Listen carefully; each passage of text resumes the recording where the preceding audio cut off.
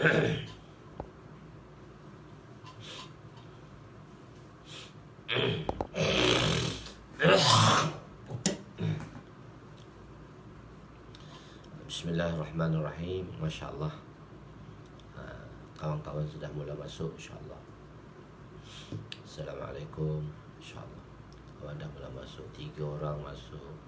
Muhammad, Ahmad, IMZ, KB, Abu Humaira, Muhammad Raihan, Muhammad Yusuf, Asyahidi, Dr.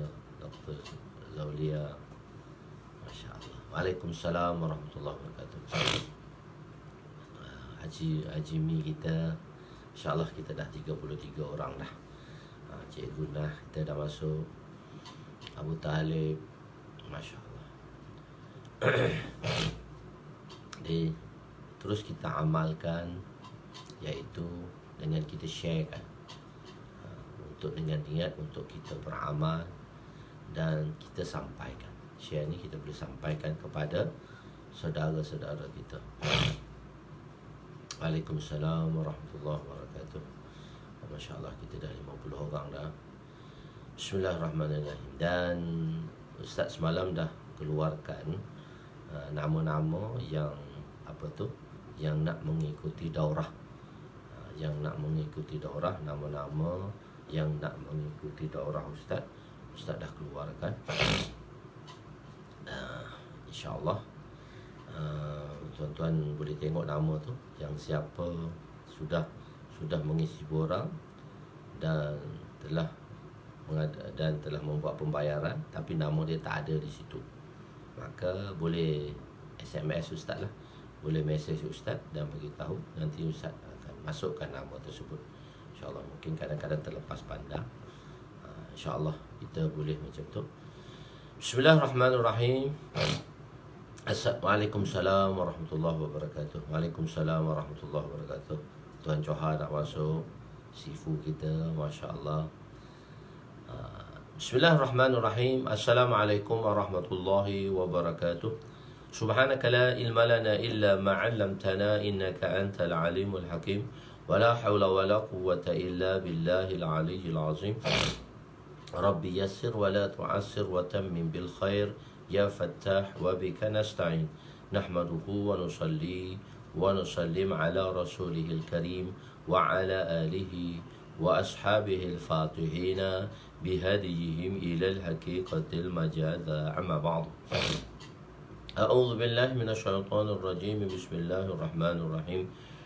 Wal 'asri innal insana lafi khusr إلا الذين آمنوا وعملوا الصالحات وتواصوا بالحق وتواصوا بالصبر. صدق الله العظيم. وقال النبي صلى الله عليه وسلم لا يؤمن أحدكم حتى يحب لأخيه ما يحب لنفسه. وقال النبي صلى الله عليه وسلم نضر الله امرأ سمع مقالتي فوعاها ثم أداها كما سمع رب مبلغ أو آمن سامعين. Ustaz Yusuf Harun pun kita dah masuk hari ni, Masya Allah. Kak Nak kita, sepupu saya ni, Kak Nak, Kak Kuantan, Masya Allah, masuk hari ni. Hari ni hari terakhir kita di bulan Ramadan. Insya Allah di tengah-tengah nanti kita akan buat perbincangan bila kita akan mulakan daurah dan bilakah pendaftaran daurah ni akan ditutup. Insya Allah bila pendaftaran daurah akan ditutup dan kita akan buat daurah, insyaAllah. Jadi insyaAllah pada hari ini tuan-tuan boleh sharekan, boleh teruskan share. Kita berada di hadis yang muka surat ialah iaitu muka surat 249. Dalam muka surat 249, hari terakhir Ramadan kita. Allah pada tahun ini, tetamu yang begitu istimewa hampir meninggalkan kita. Tetamu yang istimewa hampir meninggalkan kita. Ya. Iaitu pada muka surat 249, hadis yang ke-41, bracket 40. Kalimah tauhid adalah penyebab kepada kejayaan. Kalimah tauhid adalah penyebab kepada kejayaan. Itu tajuk tanda hadis kita hari ini. Hadis yang ke-40 dalam Kitabul Iman dan dalam 41 dalam keseluruhan hadis. Kita ada 6,000 hadis insya-Allah. Kita ada 6,000 hadis, nanti kita akan pelajari perlahan-lahan insya-Allah dalam 4, 5, 6 tahun. Habislah insya-Allah. Kalau tuan-tuan boleh bagi komitmen, masya-Allah. InsyaAllah tuan-tuan boleh bagi komitmen. Buat maknanya sepintas lalu tuan-tuan boleh bersama dengan saya. Dan selepas tu tuan boleh buat rujukan lah. Masya-Allah. Sebenarnya jilid 1 ni agak susah sedikit dibandingkan dengan jilid-jilid yang lain. Sebab jilid 1 ni kita boleh iman. Sebab tu saya nak detailkan dia. Dan mungkin tuan-tuan akan dapat tahu macam mana kehendak pengarang dan macam mana dan apa yang saya nak syarahkan di sini, apa penekanan saya dalam syarahan-syarahan saya. Sebab atas tujuan saya ialah saya nak syarah dalam kitab ini. Sebab apa? Dia setiap pengarang dia ada maksud yang tertentu yang ditulis. Sebab itu kadang-kadang bila kita nak memahami sesuatu kitab, kita kena memahami iaitu kita belum yakni kita kunci syurga. Kunci syurga belum dibaca. Hadis kunci syurga. Hadis mana? Hadis kunci syurga.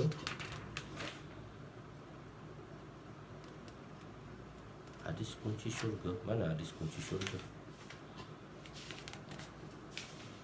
Kunci syurga belum baca. Hadis yang ke-40 bracket 39. Oh, ada hadis, satu hadis di atas kecil tu. Okey. Hadis yang ke-40 bracket 39. Okey. Boleh juga. Hadis tu cantik. Ustaz tak perasan tu. Jadi apa maksud pengarang bila kita menulis hadis? Bila pengarang menulis hadis, dia ada maksud-maksud yang tertentu. Sebab kesemua hadis tu adalah yang ditulis oleh pengarang-pengarang lepas. Imam Bukhari, Imam Muslim, Imam Abu Daud, Imam Tirmizi, Imam Ibnu Majah. Serta imam-imam yang menulis tu dia ada maksud-maksud tertentu. Dan zaman-zaman mereka tu ada fitnah-fitnah yang tertentu. Dan sebagai menjawab fitnah-fitnah itu, maka ulama-ulama telah menulis kitab tersebut. Jadi tujuan saya nak menulis di sini ialah pertama sekali macam mana setiap daripada kita menghayati Quran dan tafsir sudah ada. Cuma dalam bahasa Melayu ni, hadis dalam dunia Melayu ni tak ada lagi. Hadis yang diterjemah, hadis kitab-kitab besar yang diterjemah ke dalam dunia Melayu. Satu sahaja kitab iaitu Bahrul Mazi yang ditulis oleh satu ulama kita, iaitu ulama kita Al-Marbawi, orang Perak tu.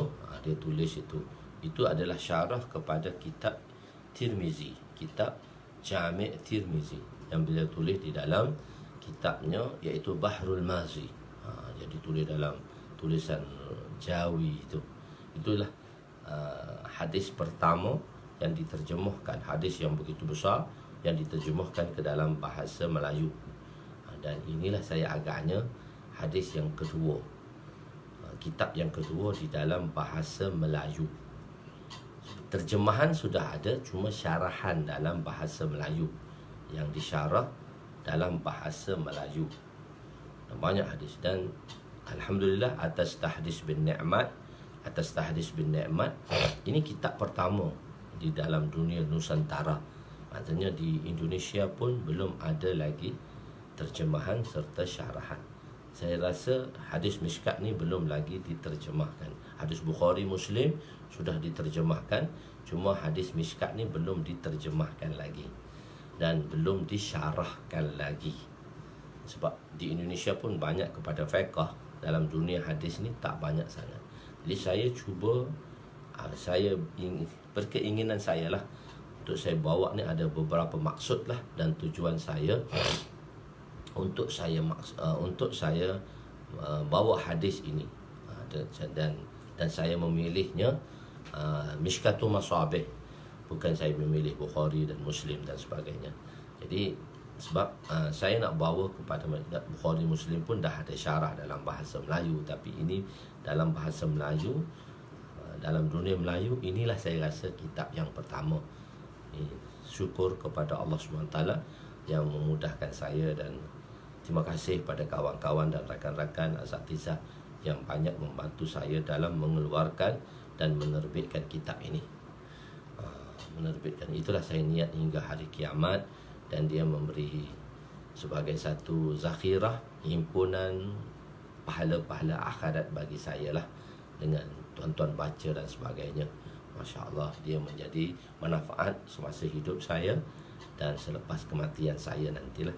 Jadi tujuan saya pertama sekali ialah macam mana kita nak memperkenalkan hadis, konsep hadis yang ditafsirkan sebagaimana Al-Quran ada pentafsirannya. Konsep hadis yang ditafsirkan, saya bukan tafsir mengikut saya, tapi tafsiran ini adalah daripada tafsiran ulama-ulama. Sebab dalam dunia-dunia lain, dalam bahasa Urdu, dalam bahasa Arab, semua tafsiran-tafsiran telah dibuat, kecuali dalam bahasa Melayu.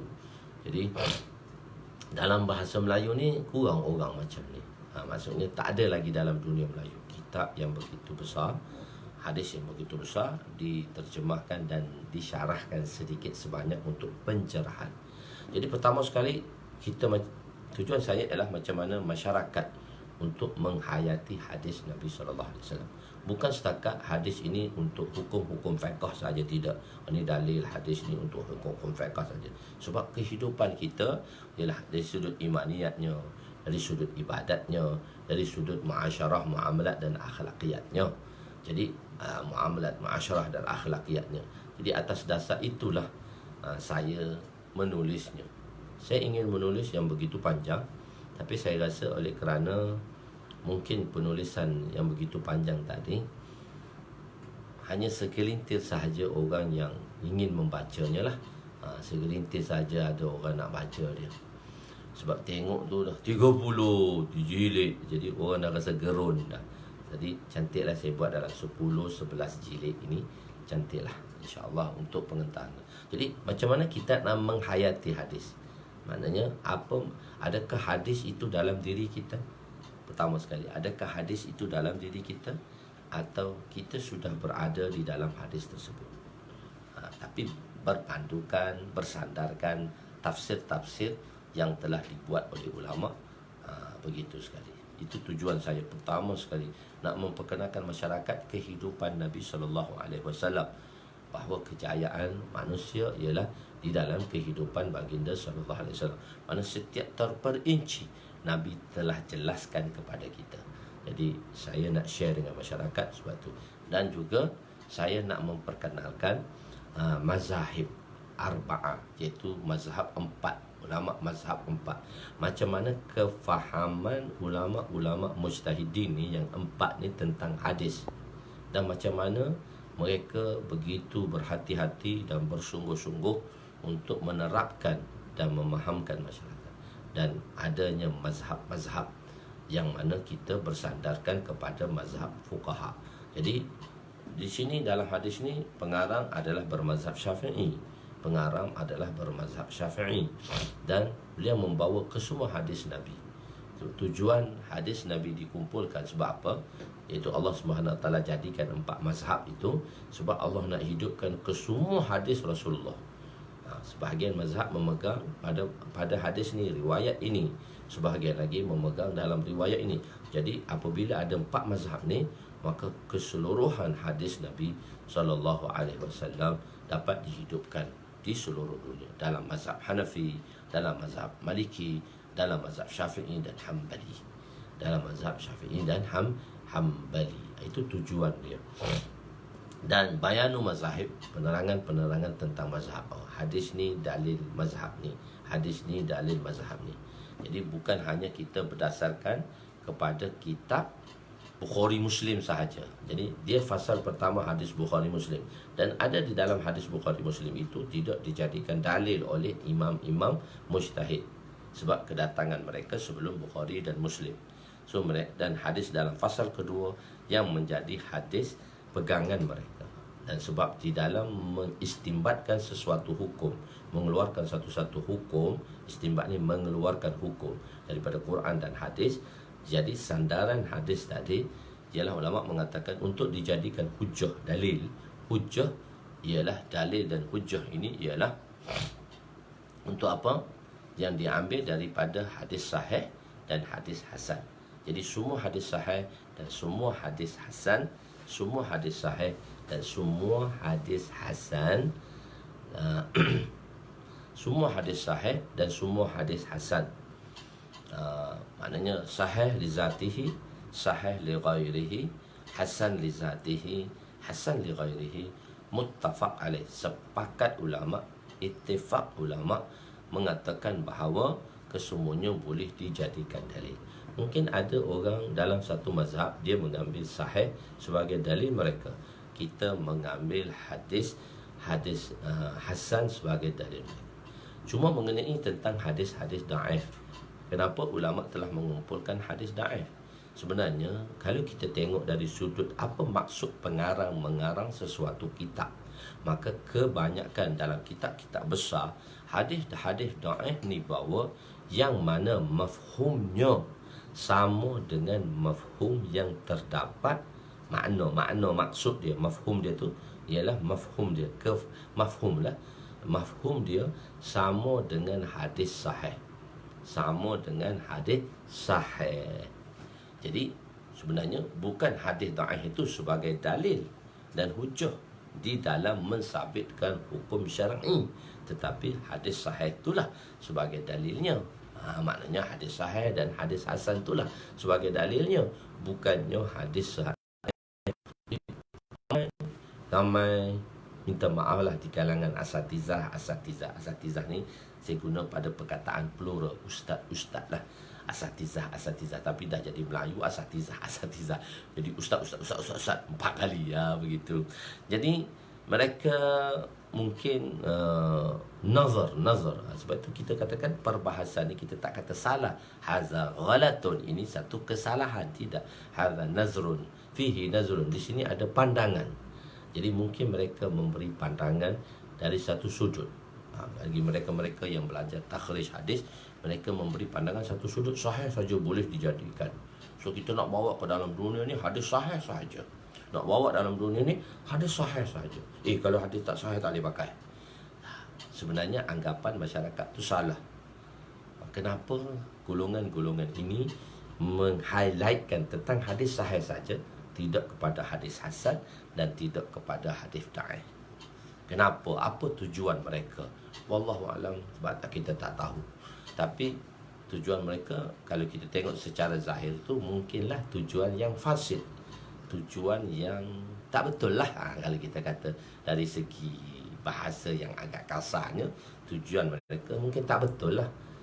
Apa tak betul? Sebab mungkin satu, memperkenalkan hadis sahih itu saja boleh digunakan. Kalau hadis tak sahih tak boleh guna hadis itu. Sedangkan kitab-kitab yang besar, hadis-hadis dhaif juga dimuatkan dalam kitab selain Bukhari Muslim, dimuatkan hadis-hadis dhaif. Jadi bukan hadis dhaif untuk diamalkan untuk satu-satu hukum fiqh. Tidak. Untuk sabitkan hukum fiqh, tidak. Saya telah menjawab persoalan hadis dhaif dahulu. Bukalah dalam perbahasan itu. Saya telah buat daurah semasa itu di Universiti UIA di Kuantan. Di situ saya ada pertanyaan tentang hadis dhaif tadi. Sebenarnya ditanya hadis dhaif dalam Fadail Amal, tapi saya terangkan tentang keseluruhannya. Bacalah di YouTube saya tadi, penerangan saya tentang hadis dhaif. Tapi ini banyak satu ceramah saya khusus tentang hadis dhaif tu. Tapi jawapan soalan yang saya beri tadi, nanti saya bawa balik perkara itu, hadis-hadis tadi, jawapan saya tadi saya masuk balik dalam page, saya letak di atas kembali. Jadi tuan-tuan boleh lihatlah di situ. Jadi nak memperkenalkan pada masyarakat kefahaman ulama-ulama tentang hadis. Itulah. Jadi maksudnya tak semua orang boleh memahaminya. Tak semua orang boleh memahaminya. Dan kenapa kita bermazhab, mazhab fuqaha. Jadi kita bukan bermazhab mazhab fuqaha. Jadi bukan semua fuqaha lah, tapi salah satu mazhab fuqaha ni ialah kita bermazhab Imam Syafi'i. Begitu. Okey. Jadi itu tujuannya. Itu tujuannya saya menulis dan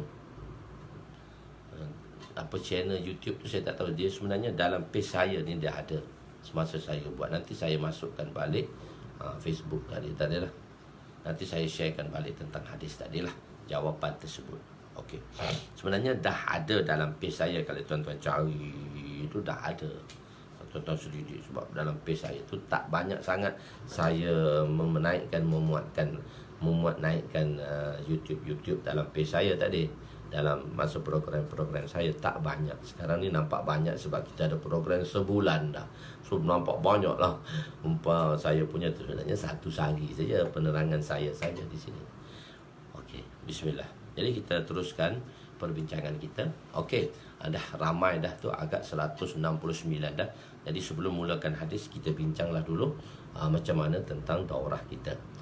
Kita bincang tentang daurah kita. Okey. Saya ada perancangan, tuan-tuan boleh komen di sini. Ialah tuan-tuan boleh komen di sini ialah kita ada pendaftaran lagi. Siapa yang belum berdaftar, saya minta harap berdaftarlah. Dalam pendaftaran tu baru ada 80 orang saja saya rasa. Dan di sini kita buat secara khusus lah. Saya buka FB khusus yang orang-orang yang berdaftar sahaja yang akan boleh melihat, saya tak umumkan sebagaimana pengajian ini. Jadi orang-orang yang berdaftar sahaja yang boleh mengikuti kursus tadilah. Maknanya ada orang minat lah, orang berminat lah. Maknanya kalau dia daftar tu dia berminat lah untuk mengikuti seterusnya. Begitu. Jadi saya lebih kurang dalam 80 orang saja. Jadi saya akan buat satu FB yang khusus lah. Di situ saya akan buat dan saya akan iklan. Dan yang tuan-tuan yang sudah ada nama, tuan-tuan boleh masuklah, tuan buat permohonan dan saya akan terimalah permohonan tuan-tuan tadi. Saya akan shotkan dia. Shot memang saya terimakanlah, saya masukkanlah di dalam program tadi. Jadi apa yang saya inginkan ialah saya cadangkan ialah kita buat pada seminggu selepas hari raya, iaitu pada hari Sabtu dan hari Ahad. Jadi kita ada 3 slot, iaitu kita ada 3 slot. Dan ada kawan-kawan yang masih tanya lagi macam mana nak daftar.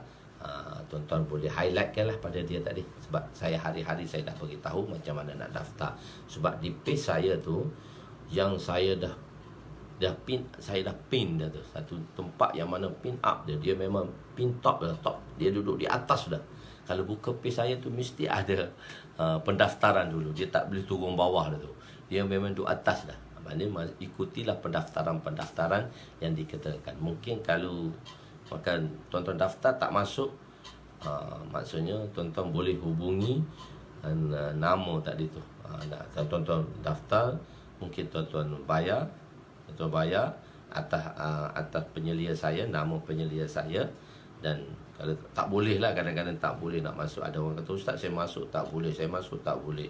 Mungkin yalah, tak semua orang mahir. Saya pun memang tak mahir pun dalam IT ni. Buta. Saya memang buta, tak tahu apa dalam IT ni. Ada kawan-kawan, ada anak-anak yang boleh bantu saya. Tu je lah. Sebab tu saya buta dalam IT ni. Jadi tuan-tuan boleh masuk dan tuan-tuan boleh bagi nama. Depan atas sekali tu dia memang dah ada dah. Jadi tujuan saya ialah kita akan buat kitabul ilmu. Ni sekarang kita perbincangan kitabul iman, dan kita akan buat kitabul ilmu. Dalam kita buat kitabul ilmu, dalam kitabul ilmu. Jadi tuan-tuan yang bertanya tadi, ada kawan-kawan boleh bagi tahu, suruh dia masuk page apa dan sebagainya lah. Senang untuk daftarkan nama dia tadi. Okey, kita akan buat kitabul ilmu. Dalam kitabul ilmu ni ada 82 hadis lah. 82 hadis. Saya ingat dalam 4 jam setengah tadilah kita akan buat insya-Allah daurah. Apa maksud daurah? Daurah ni maksudnya kita intensif, pengajian intensif. Maksudnya pengajian intensif tadi. Daurah ini adalah pengajian intensif yang kita nak, dan maknanya mungkin dalam slot-slot tertentu tadi kita akan habiskan. Maknanya dia tak akan baca sedetail-detail sebagaimana saya syarah lah.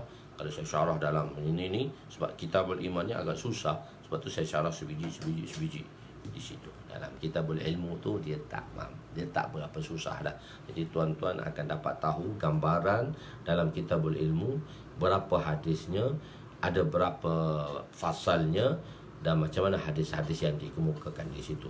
Jadi mudah yang tuan untuk tengoklah. Saya pun tak perasan dah macam di mana tempat dia untuk tentang penerangan tentang hadis daif tu. Khair. Jadi saya ingat kita raya hari Ahad. Ahad, Isnin, Selasa, Rabu, Khamis, Jumaat. 6. Raya ke-7 tu. Raya ke-7 ialah hari Sabtu. Kita akan buat daurah pada hari Sabtu pagi. Maknanya pengajian umum kita ni tak adalah. Pengajian umum kita esok cuti, kita hari raya. Dan hari raya kedua kita akan mulakan balik pengajian umum dalam Kitabul Iman ni. Raya kedua, raya ketiga, raya keempat, raya kelima, raya keenam, 5 hari kita akan mulakanlah 6.45 juga. InsyaAllah tetap bermula. Cuma kita cuti 1 hari sajalah. Sebab tuan-tuan pun tak boleh nak pergi mana. Duduk kat rumah aja. Hari raya pertama tu bolehlah pergi ziarah mana-mana lah. Sebab kita dalam PKPB ni kan. Tu kita kena jagalah. Jangan kita banyak ikhtilat ni, jangan kita banyak bergaul, berkumpul lah. InsyaAllah bila kita ikut dengan baik, InsyaAllah Allah SWT akan mudah hindarkan penyakit-penyakit ini daripada kita, dan khususnya Allah hindarkan penyakit ini di seluruh dunia, InsyaAllah. Jadi kita akan mulakan hari Sabtu. Jadi saya akan elankan hari Sabtu pagi dan malam. Hari Sabtu pagi dan malam. Sabtu 6.45 juga, 7 Syawal tu, dan malam selepas Isyak. 2 program. Dan mengenai hari Ahad, boleh tak kita nak ziarah ustaz, boleh ke? Tak payah lagi lah lepas PKP ni. Bolehlah ziarah saya. Ni ziarah saya di alam maya. Masya Allah. Ziarah saya di alam maya. Jadi saya dah bagi tahu pada tuan-tuan semua, ada berita gembira dan istimewa untuk tuan-tuan. Sebenarnya kita nak buat 3 slot sahaja. Tapi jika dalam 3 slot itu tak habis, saya akan buat 1 slot percuma. Itu slot ke-4, 1.5 jam ke-4 bagi mereka yang menyertai daurah. Maknanya dalam 3 slot tadi tak habis. Jadi tuan-tuan sekarang ialah tengok bahawa kita ada 4 slot lah. Tu saya kata berita gembira tu, saya tambah 1 slot lagi. Saya seronok sebenarnya, saya terima 1 slot lagi saya tambah. Jadi kalau 3 slot tu habis, memang tak habis pun. Sebab kalau saya dah rancang 4 slot, saya akan buat dalam 4 slot tu kita akan habis. Begitu. Kalau saya kata 3 slot, saya akan kecilkan penerangan saya tadi menjadi 3 slot. Jadi sekarang saya bagi 1 slot lagi. Kita kira 4 slot lah di sini. Saya bagi 1 slot tambahan. 1 slot tambahan di sini, 4 slot. Sebab saya boleh habiskan dalam 3 slot tu, tapi penerangan dia agak pantas sedikit. Dan banyak skip dia sikit lah. Dalam daurah tu dipanggil daurah tu sebab penerangan dia agak pantas dan kita skip sikit. Tapi saya tambah 1 slot jadi 4 slot. Jadi saya harap macam ni. Kita buat Sabtu dan Ahad, pagi dan malam. Pagi dan malam. Nanti saya masuk dalam FB saya. Tapi tak ramai orang yang tengok FB. Itu yang saya, dan tak tengok page saya tu. Jadi kita buat Sabtu dan Ahad. Sabtu dan Ahad. Jadi Sabtu pagi, Sabtu malam. Ahad pagi dan Ahad malam. Macam mana? Orang Kelantan dan orang Pantai Timur boleh ikuti tak? Ahad pagi tu. Ahad pagi tu sebab mereka dah bekerja dah. Ahad pagi. Saya tak tengok lagi orang daripada Pantai Timur. Boleh tak Ahad pagi tadi mengikuti, khusus saya mengikuti program saya Ahad pagi? Kalau tidak, kalau tuan-tuan ramai tak boleh, program Ahad pagi akan pergi ke, jadi kita tak ada Ahad pagi, kita ada Ahad malam, hari Ahad malam selepas Isyak, dan hari Isnin malam selepas Isyak. Tapi saya rasa saya nak buat dalam 2 hari sahaja. Saya akan buat dalam masa 2 hari sahaja, iaitu Ahad dan hari Sabtu dan hari Ahad. Jadi begitulah. Itu saya rasa pagi Sabtu malam Sabtu, Sabtu malam, Ahad pagi dan Ahad malam. Begitu insya-Allah 4 slot di situ. Johor insya-Allah, Johor kan dia Johor cuti hari Ahad, tapi insya-Allah kata boleh tu. Allahu akbar. Daurah ni kita tak boleh buat semua. Semua kitab saya adalah 11 jilid. Takkanlah nak dalam 4 jam setengah tu nak ngaji 11 jilid. Tuan-tuan mengaji apa tak tahu 11 jilid. Jadi mungkin Nabil Mustafa tu dia baru masuk. Kita buat dalam jilid pertama. Dalam jilid pertama di bahagian kitab yang kedua, kitabul ilmi. Terengganu pun boleh, insya-Allah saya rasa boleh lah. Kita buat Sabtu pagi, Sabtu malam, maknanya pagi Sabtu dan malam, bukan malam Sabtu, Sabtu malam, dan pagi Ahad dan Ahad malam. Jadi 4 slot di situ. Pagi pun 6.45 lah juga. Pagi tu 6.45 lah kita buat. Pagi tu maksudnya 6.45 sampai 8 suku. Sampai 8 suku. Dan malam tu kita akan buat pukul berapa je? 9.30 lah saya rasa. Gedebak-gedebuk 9.30 atau pukul 9. Pukul 9 malam ataupun 9.30. Sebab isyak 8.30 kena baik gedebuk Kelang Kabut juga tu. Saya rasa 9.30 boleh. 9.30 sampai 11 ataupun 9 sampai 10.30. So saya tak dapat lagi 9 atau 9.30 atau 9 atau 10 sehingga hingga 10.30 ataupun 9.30. 9 suku tu susah-susah nak kira juga. 9.30, okey, 9.30 lah. Kita buat 9.30 sampai pukul 11 malam, insya-Allah. Untuk itu waktu malam. Dan pendaftaran kita akan tutup pada hari raya ketiga, Ahad, Isnin, Selasa. Pendaftaran kita ramai 9.30. Ginilah saya putus 9.30 lah. Kita 9.30 insya-Allah. Pukul 11 tu tuan-tuan tak tidur lagi. Kalau tuan-tuan mengantuk, pukul 11 tu tuan-tuan tidur. Jadi mudahnya kita buat 9.30 sampai 11. 9.30 sampai 10.30. 10 suku, 1 jam tu tak ada. Kita buat 1 jam setengah juga. Malam 1 jam setengah. Satu slot tu 1 jam setengah. Bukan 1 jam, 1 jam setengah. Okey. Dan pendaftaran kita tutup pada hari raya ketiga, hari Selasa jam 12 malam. Itu tutup lah. Sebab Rabu, Khamis, Jumaat 3 hari tu saya nak susun lah. Saya nak susun macam mana. Jadi pendaftaran akan tutup pada 3 Syawal. Begitulah. Pendaftaran tutup 3 Syawal. 4, 5, 6 saya nak susun macam mana. Sebab first time buat ni. Tak pandai pula, itu pun nak dibantu oleh anak-anak saya. Masya Allah balik daripada Mesir, cuti COVID dah. Jadi nak buat dia boleh bantu saya.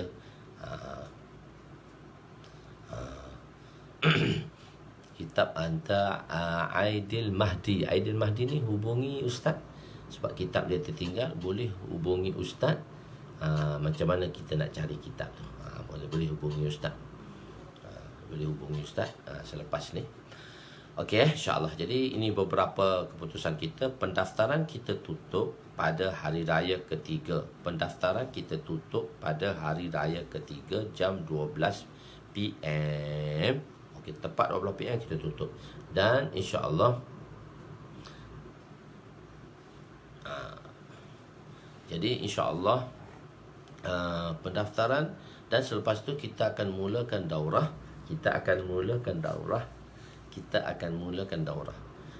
Abi Nufais ni sepatutnya kena awal lagi lah. Sepatutnya kalau nak minta jilid 1 tu tak ada jilid 1, kena minta. Boleh minta, saya boleh hantar awal. Ini sekarang kitab dia susah lah. Jadi kita akan buat daurah 4 slot, iaitu pada hari Sabtu 2 slot dan pada hari Ahad 2 slot. Pagi 6.45 sampai 8 suku, malam 9.30 sampai 11 malam. Jadi 4 slot, 1 slot tambahan dalam Kitabul Ilmu. Itulah. Dan pada siapa-siapa yang berdaftar sudah membuat sumbangan dalam pendaftaran tadi, cuma nama dia tak ada yang saya umumkan tadi. Mungkin akan datang lagi pendaftaran lah. Tapi misalnya tak ada nama dia, dia dah daftar 2-3 hari dah tak ada nama dia, semua itu PM saya dan saya akan masukkanlah nama tu, insya-Allah. Jadi kita mulakan hadis ke-40 bracket 39. Jadi insya-Allah. Bismillahirrahmanirrahim. Wa an Mu'adz bin Jabal radhiyallahu anhu qala li Rasulullah sallallahu alaihi wasallam mafatihul jannati syahadatu an la ilaha illallah. Rawahu Ahmad. Okey. Sayyidina Mu'adz bin Jabal radhiyallahu anhu berkata, Rasulullah sallallahu alaihi wasallam bersabda kepadaku, kunci-kunci syurga ialah penyaksian la ilaha illallah. Kunci syurga tu adalah penyaksian, iaitu kita mengucap syahadah. Mubtada jamak. Mubtada ni ialah, kalau kita tengok dalam bahasa Arab, dia ada jumlah ismiyah, jumlah sentence yang dimulakan dengan ism dahulu. Kalau sentence, ayat yang dimulakan dengan fi'il, kita panggil dia jumlah fi'iliyah. Kalau ayat dimulakan dengan ism, maka itu dipanggil jumlah ismiyah. Zaidun qa'imun. Zaidun qa'imun. Zaidun tu ism lah, nama lah, nama. Qa'imun tu juga ism. Jadi jumlah ni jumlah ismiyah. Zaidun tu dipanggil mubtada. Dia panggil mubtada, dan qa'imun tu khabar. Mubtada. Kalau itu jumlah ismiyah. Kalau jumlah fi'iliyah pula, qama zaidun. Qama tu fi'il madhi. Zaidun tu fa'il dia, subjek dia, predikat dia. Itu predikat dia, itu subjek dia.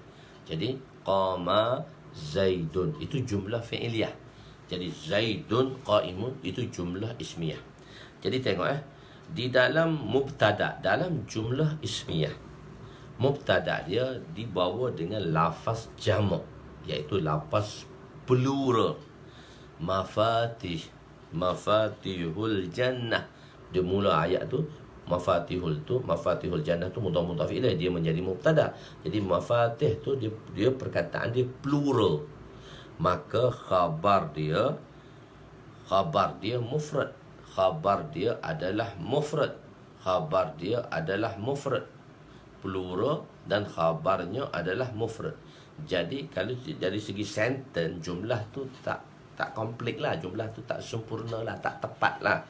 Maka jawabnya jadi mufrad. Jadi sepatutnya kalau jamak dengan jamak lah, plural dengan plural lah. Takkan satu plural dengan jamak, plural dengan singular, tak boleh. Jadi maka kita terpaksa takwilkan. Jadi kita kata syahadah tadi adalah masdar. Masdar ni dia tidak ada jamak dan dia tidak ada wahid. Maka dia boleh digunakan secara umum. Maka kita kata syahadah itu adalah masdar. Jadi masdar tidak disifatkan kepada sebagai jamak dan mufrad. Atau syahadah tadi kita kata setiap orang mesti mengucap syahadah. Oleh itu gabungan individu ini membentuk jamak. Dan atau masdar dikatakan sebagai ain jamak, iaitu mafatihul jannah syahadah. Jadi maksudnya nanti sebenarnya hadis dalam fasal ni ada lagi sedikit hadis tentang perkara ni, ada dibincangkan lagi. Mafatihul jannah syurga. Syurga ni adalah syahadah ni, kalimah ni adalah anak kunci syurga. Dan dalam riwayat yang depan sikit dia kata kunci tu adanya asnan, ada gigi-gigi dia dalam riwayat yang seterusnya. Jadi sebab tu saya tak terang di sini, sebab ada riwayat yang akan datang nanti, so kita terangkan di sana. Jadi kunci boleh buka syurga. Jadi orang yang ada syahadah boleh masuk syurga lah. Sedangkan sembahyang puasa tak ada. Kita kata, maka jawabnya Hasan Basri, kunci tadi ada asnan, ada gigi. Tengok kan, kunci kita ada gigi tak? Ada gigi. Maka gigi-gigi itulah amalan soleh. Jadi satu kunci dia tak seperti paku, dia mesti bergigi. Kunci yang ada gigi sahaja boleh buka pintu syurga. kunci yang ada gigi sahaja boleh buka pintu syurga. Kunci tu dah ada dah, tapi tak boleh buka. Tak boleh buka untuk first intake lah. Second intake, okey, semua orang boleh masuk. First intake tu tak boleh. Jadi kita nak ke syurga, kita tak nak lah second intake, third intake. Kita nak first intake. Itu insyaAllah terangan, ada sedikit penerangan di dalam hadis yang akan dihadapan. Kalimah tauhid penyebab kepada kejayaan.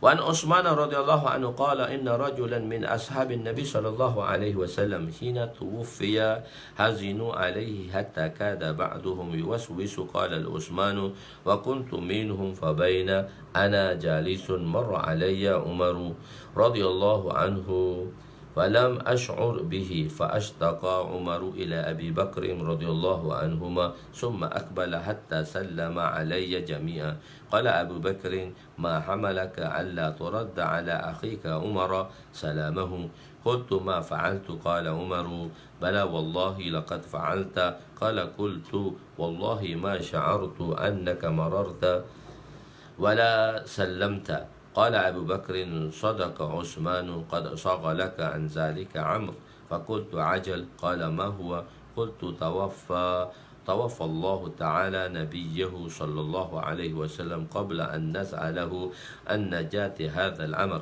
قال أبو بكر قد سألته عن ذلك فقمت إليه فقلت له بأبي أنت وأمي أنت أحق بها قال أبو بكر قلت يا رسول الله ما نجاة هذا الأمر قال رسول صلى الله عليه وسلم من قبل مني الكلمة التي عرضت على عمي فردها فهي له نجاة رواه أحمد.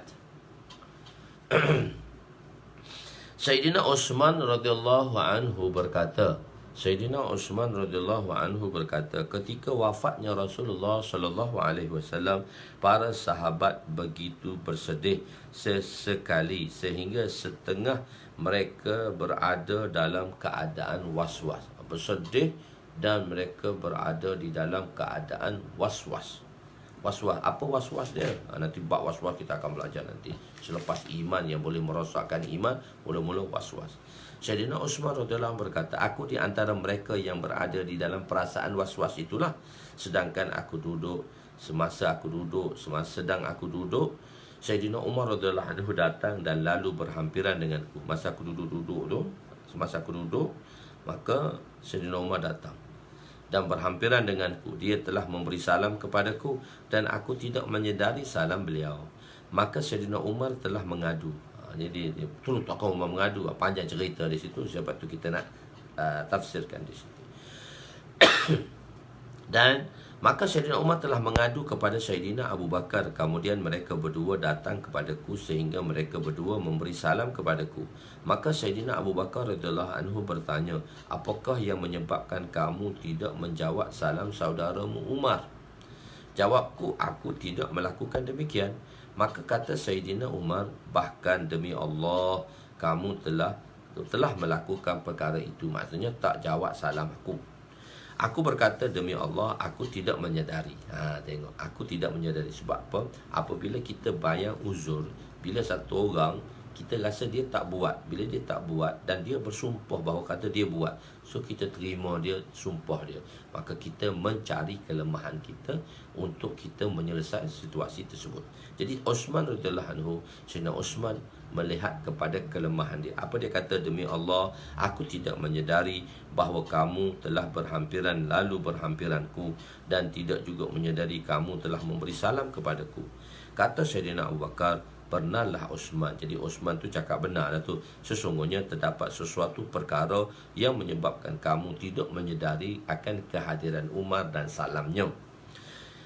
Kataku benar. Sayyidina Abu Bakar radhiyallahu anhu bertanya, apakah perkara tersebut? Jawabku, apa yang kamu sedang fikirkan? Bila kita tengah fikir sesuatu, jadi kita tak tahu orang bagi salam kat kita. Jawabku, Allah Subhanahu Wa Taala telah mewafatkan Nabi-Nya sallallahu alaihi wasallam sebelum kita sempat bertanya kepada baginda sallallahu alaihi wasallam, apakah perkara dalam agama ini yang boleh menyelamatkan kita semua?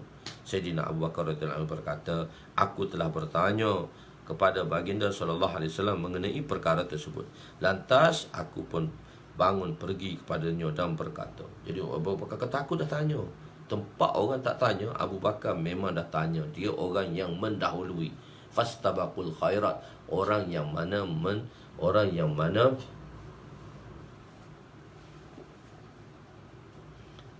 mana fastabaqul khairat. Jadi fastabaqul khairat ni orang yang mula-mula akan tanya perkara tadi. Maka jawabku, Allah Ta'ala telah mewafatkan nabinya sebelum kita sempat bertanya kepada baginda.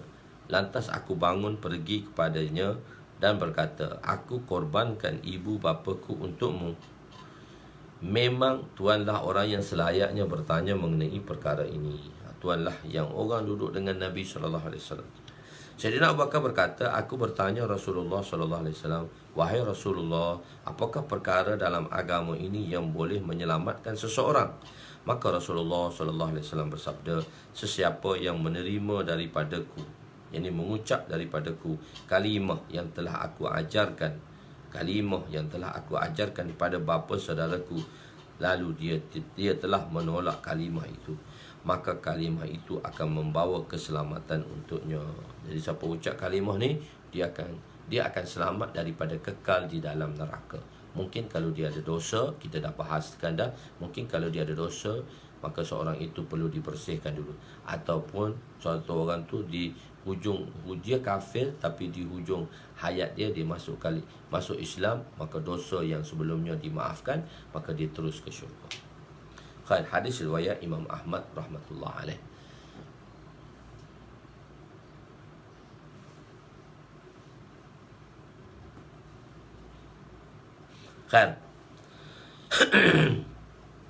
Selepas kewafatan baginda, banyak perkara berlaku kemurtadan. Jadi bila Rasulullah SAW wafat, banyak perkara-perkara yang berlaku, perkara-perkara ujian-ujian yang berlaku kepada umat Islam. Allahu Akbar. Kemurtadan dan wujudnya Nabi palsu, datangnya Nabi palsu, Musallamatul Kazzab yang mengaku Nabi palsu, Aswad Al-Ins yang mengaku Nabi palsu di Yaman, orang Yaman yang murtad, Aswad Al-Ins, orang Yaman yang murtad. Sebenarnya kita mencintai Nabi dan kita juga mencintai ahli bait Nabi. Satu ketika Nabi SAW di dalam musim haji, daripada mana? Daripada tempat wukuf Arafah, nak berjalan ke Muzdalifah.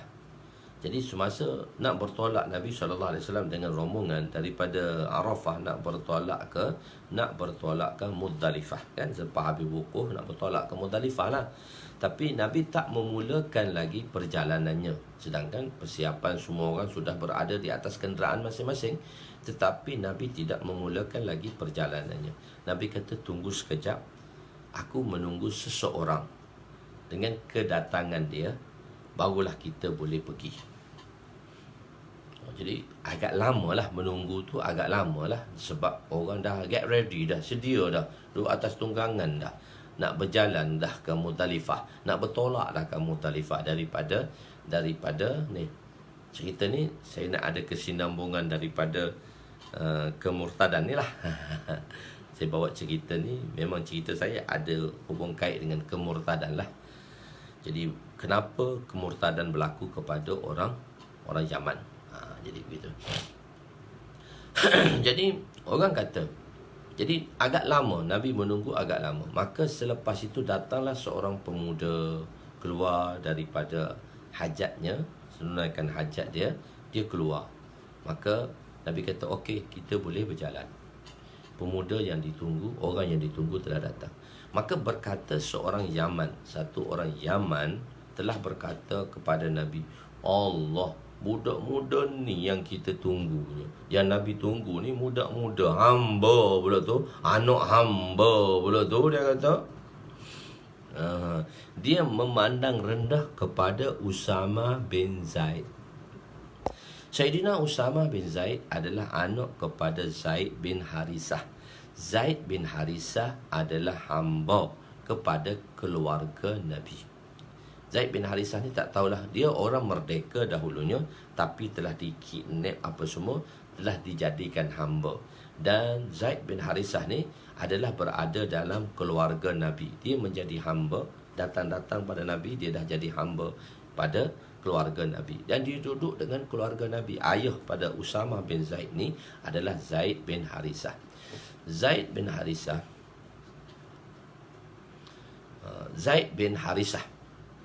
Bila Zaid bin Harisah handsome.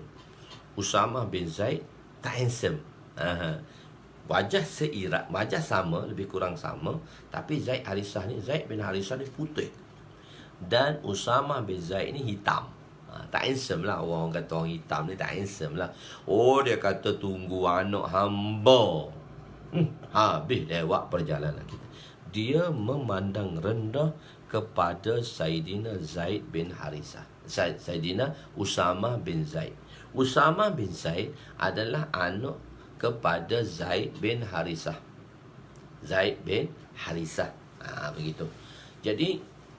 Jadi bila anak Zaid kepada Zaid bin Harisah, Zaid bin Harisah ni hamba, maka pakcik dia dan ayah dia datang, pakcik dia dan ayah dia datang untuk menebus Zaid bin Harisah daripada keluarga Nabi. Maka datanglah pakciknya, dan pakciknya dah menuntut nak bayarlah tebusan, dan dia nak ambil balik semula Zaid ni tadi, nak ambil kembali Zaid bin Harisah ni untuk pulang kepada pangkuan. Nabi pun panggil Zaid bin Harisah. Bila Nabi panggil Zaid bin Harisah, Nabi kata, "Wahai Zaid, kamu kenal tak dua lelaki tadi?" Dia kata, "Satu ayah saya dan satu pakcik saya. Dia datang nak mengambil kamu dan nak menembus daripada saya supaya kamu bebas daripada penghambaan." Maka Nabi kata begini, Zaid terdiam. Zaid kata dia tak nak pergi. Jadi maka Nabi SAW memberitahu kepada ayah Zaid Harisah tadi dan pakciknya begini, "Saya tak boleh membuat keputusan. Tuan tubuh sendiri boleh buat keputusan. Adakah dia ingin bersama dengan tuan, kembali dengan ayahnya, atau dia ingin bersama dengan saya?" Dia ingin bersama dengan saya. Boleh tak? Boleh ingin sama dengan saya. Boleh tak? Jadi di situ Zaid tengok ayah dia, pakcik dia. Zaid tengok Nabi. Nabi kata Zaid akan buat keputusan, sebab Zaid lah yang akan kembali kepada tuan atau dia stay dengan saya, dengan kami. Zaid tengok dua pakcik dan ayah dia, dan Zaid tengok Nabi. Zaid telah membuat keputusan pada masa itu. Dia bersama Nabi. Dia kata, "Saya nak bersama Rasulullah." Ayah dia kata, "Zaid, kamu memilih jalan hamba daripada merdeka?" Dia kata, "Ayahanda, biarlah saya menjadi hamba, tapi saya tinggal dengan orang yang paling saya kasih dalam dunia. Saya tak pernah temui orang yang sehebat dan sebaik itu."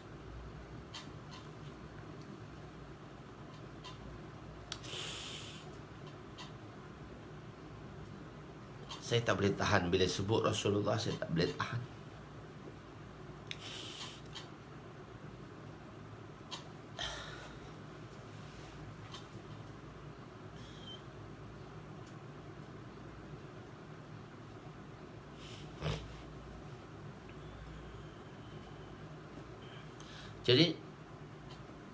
Jadi Zaid kata, "Okey, saya memilih Rasulullah." Jadi sebab itulah Rasulullah SAW telah jadikan Zaid itu anak angkatnya, dipanggil Mutabanna. Mutabanna ni anak angkat. Dan orang Arab anak angkat ni seperti orang-orang Quraisy, dia anak angkat seperti anak nasab lah. Itu hukum orang Quraisy, kafir Quraisy dulu. So orang anak angkat ni ialah seperti anak nasab. Dia boleh mewarisi harta daripada keluarga tadi. Nabi SAW telah jadikan Zaid tadi sebagai anak angkat dia. Bila Zaid jadi anak angkat dan Nabi kahwinkan Zaid dengan Zainab, lepas tu tak sesuai daripada Zainab, itulah lahirnya Usamah bin Zaid. Tapi dia tak sesuai, kedua orang tadi tak sesuai. Mungkin perkahwinan tu bagus dah, tapi perkahwinan tu tak sesuai. Maka perkahwinan tadi Zaid terpaksa berpisah dengan Zaid bin Harisah, terpaksa berpisah dengan isterinya Zainab. Saya rasa Zainab, ghalibannya Zainab. Dan selepas itu Nabi telah mengahwini Zainab. Sepatutnya kalau mengikut orang Arab, selalu mengikut orang Arab, Nabi kadang-kadang dia raikan Arab, kadang-kadang dia tidak raikan rasam Arab. Kalaulah perkara tadi tidak bersalahan dengan syariat, Nabi tak boleh raikan rasam orang Arab. Kalau perkara itu tidak bersalahan dengan syariat, Nabi akan raikan apa yang dilakukan oleh orang Arab Quraisy. Jadi di sini Nabi tak raikan. Orang Quraisy kata anak angkat ialah seperti anak sendiri. Maknanya isteri kepada anak angkat tidak boleh berkahwin dengan bapa angkatnya. Isteri kepada anak angkat tak boleh berkahwin kepada bapa angkatnya. Jadi sebab tu saya cerita Usama. Tapi saya nak cerita Usama, tapi sebelum Usama saya kena cerita Zaid dulu.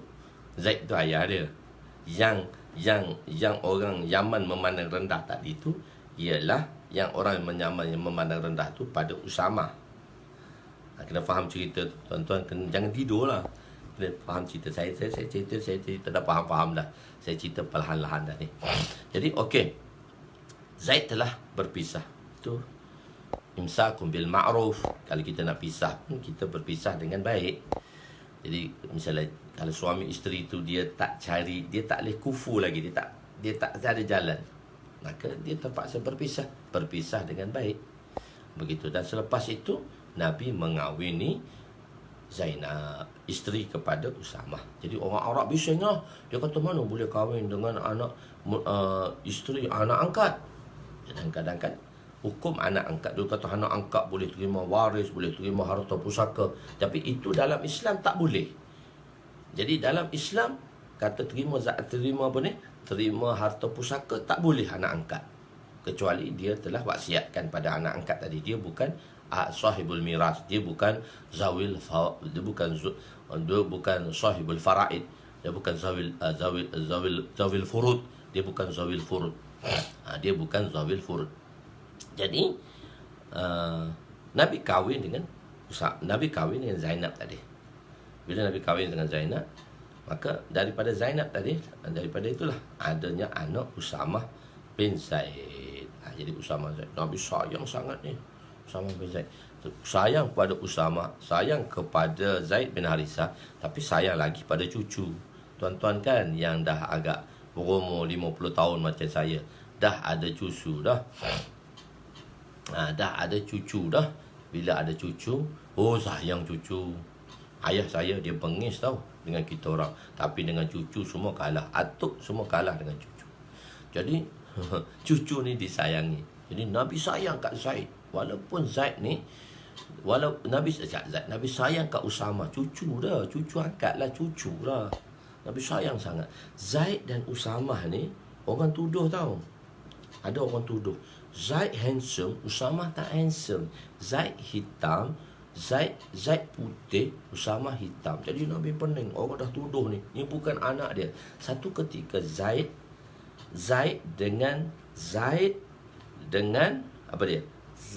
dengan Usamah tidur satu selimut dan nampak kaki. Usamah nampak kaki, Zaid nampak kaki. Satu orang datang, orang tu ada ilmu sakhifah. Maknanya dia boleh tengok satu orang tu, dia boleh beritahu sakhifah. Jadi ilmu sakhifah ni. Jadi Nabi risaulah, ada orang tuduh ni Zaid ni, Usamah ni bukan anak Zaid. Tapi datang orang ilmu sakhifah. Sakhifah ni, ilmu ni dia boleh tengok satu orang, dia boleh cam dah. Ni anak beranak walaupun hitam, walaupun satu hitam satu putih. Jadi bila muka tak nampak, Zaid dengan Usamah tutup muka, maka nampak kaki. Maka kata Arab tadi, Allah, cantik benar dua beranak ni tidur. Cantik benar dua beranak ni tidur. Nabi kata alhamdulillah, ilmu sakhifah. Maknanya orang tu dia boleh tengok, dia boleh meneliti dan dia boleh beritahu bahawa Dia boleh beritahu. Ini dia ada satu dipanggil ilmu ni, ilmu sakhifah. Dia boleh tahu. Sebab tu dalam nak buat fatwa dan sebagainya, kita bawa doktor. Doktor tu dia bukan boleh buat fatwa, tapi itu bidang dia. Misal bidang dia. So sebab tu ulama-ulama sebelum dia buat fatwa, so dia panggil ahli-ahli tadi. Ahli-ahli tadi bukannya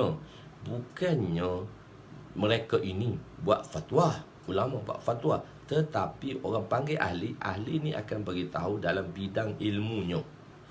Supaya apa? Supaya fatwa itu dapat dibuat dengan sempurna. Jadi Nabi berkata, selesailah masalah Zaid dan Haris, Zaid dan Usama. Dua beranak ni. Ahli Sakhifah beritahu ni dua beranak walaupun tak nampak muka. Okey. Satu. Jadi Usama bin Zaid ni yang dicintai oleh Nabi. Sebab tu Nabi kata, tunggu sekejap, aku tunggu satu orang pemuda. Dia sedang qada hajat. Lepas dia siap, nanti kita bagi. Lepas dia siap, dia tengok. Kata ahli Yaman, salah satu daripada orang Yaman kata, Allah, tunggu, anak hamba, hebatnya budak ni, tunggu oleh Nabi. Nabi sayang. Tapi oleh kerana dia memandang rendah pada orang yang dicintai oleh Nabi, maka mula-mula selepas Nabi wafat, ialah orang-orang Arab Yaman telah murtad. Sebab itu tuan-tuan yang mulia, jangan kita memandang rendah kepada seseorang pun. Sebab kita tak tahu adakah dia disukai oleh Allah atau tidak. Dia ahlullah, orang yang kita benci itu, orang yang kita hina itu, orang yang kita tak suka itu, dia adalah ahlullah pun kita tak tahu. Jadi sebab itu kita tak boleh memandang rendah pada seseorang. Itu Allah tak suka kita memandang rendah. Oleh kerana orang Yaman telah memandang rendah kepada siapa? Kepada Zaid, Usama bin Zaid. Dan mereka lah golongan yang di antara murtad. Dan di kalangan mereka Aswad al-Ins telah mengaku Nabi palsu di Yaman, yang membawakan kebanyakan orang Yaman murtad. Okey, khair. Jadi berlakunya macam-macam. Berlakunya peristiwa kemurtadan. Musallamatul Kazzab. Musallamatul Kazzab ni juga, Musallamatul Kazzab ni juga kewujudan Nabi palsu. Musallamatul Kazzab. Jadi sebahagian sahabat merasa was-was lah. Bolehkah Islam ini terus wujud di dunia ini? Bihi, marja' dia tadi ialah bihi itu. Lalu marja'nya ialah lalu Sayyidina Umar. Salam Umar kepadanya, atau kedua-duanya sekali. Jadi apabila masalah ni, bila Sayyidina Umar radhiyallahu anhu merasa hatilah apabila salamnya tak dijawab. Jadi Sayyidina Osman duduk tengah fikir je. Lalulah Umar ni tak bagi salam. Umar bagi salam. Bila Umar bagi salam, Osman tak jawab. Dia kata best friend, BFF, tak jawab salam aku. Best friend forever. Jadi dia kata, kawan, dah lah Rasulullah meninggal.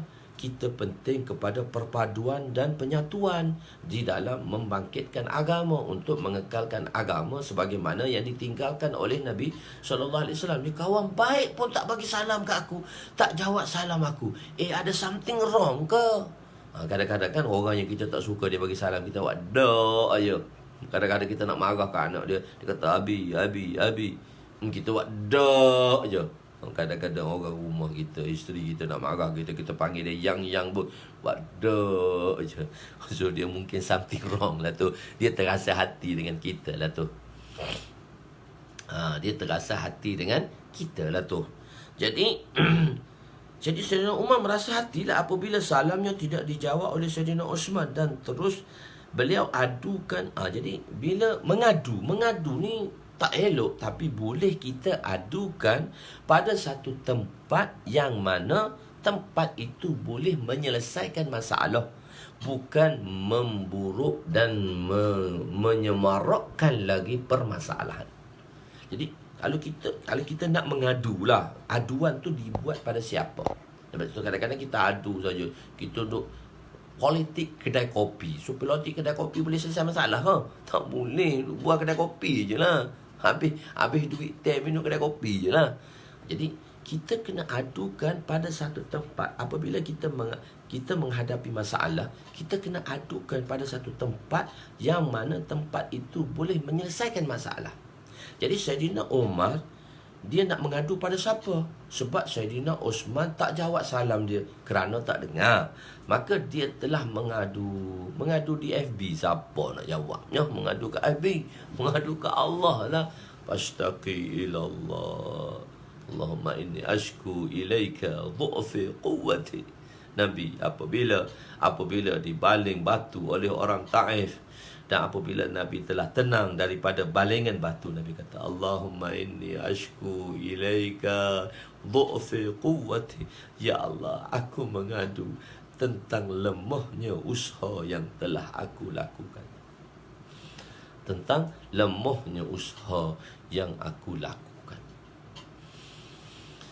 Allah Akbar. Kejayaan Yahudi. Kita tak boleh kata kejayaan Yahudi. Bahasa tu pun tak betul. Kena ubah bahasa tu. Bukan kejayaan Yahudi. Yahudi tak berjaya pun. Berjaya Islam sahaja berjaya. Mati atau hidup, Islam berjaya, Yahudi tak berjaya. Okey.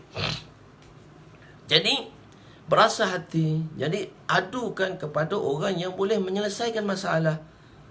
Tetapi setengah aduan perlu diadukan dan diadukan pada pihak yang sepatutnya, yang boleh menyelesaikan sesuatu masalah. Mana kita adu tempat yang mana boleh menyelesaikan masalah. Tempat yang mana boleh menyelesaikan masalah. Jadi bukannya menambah lagi masalah, tempat adu pada tempat yang boleh menambahkan masalah.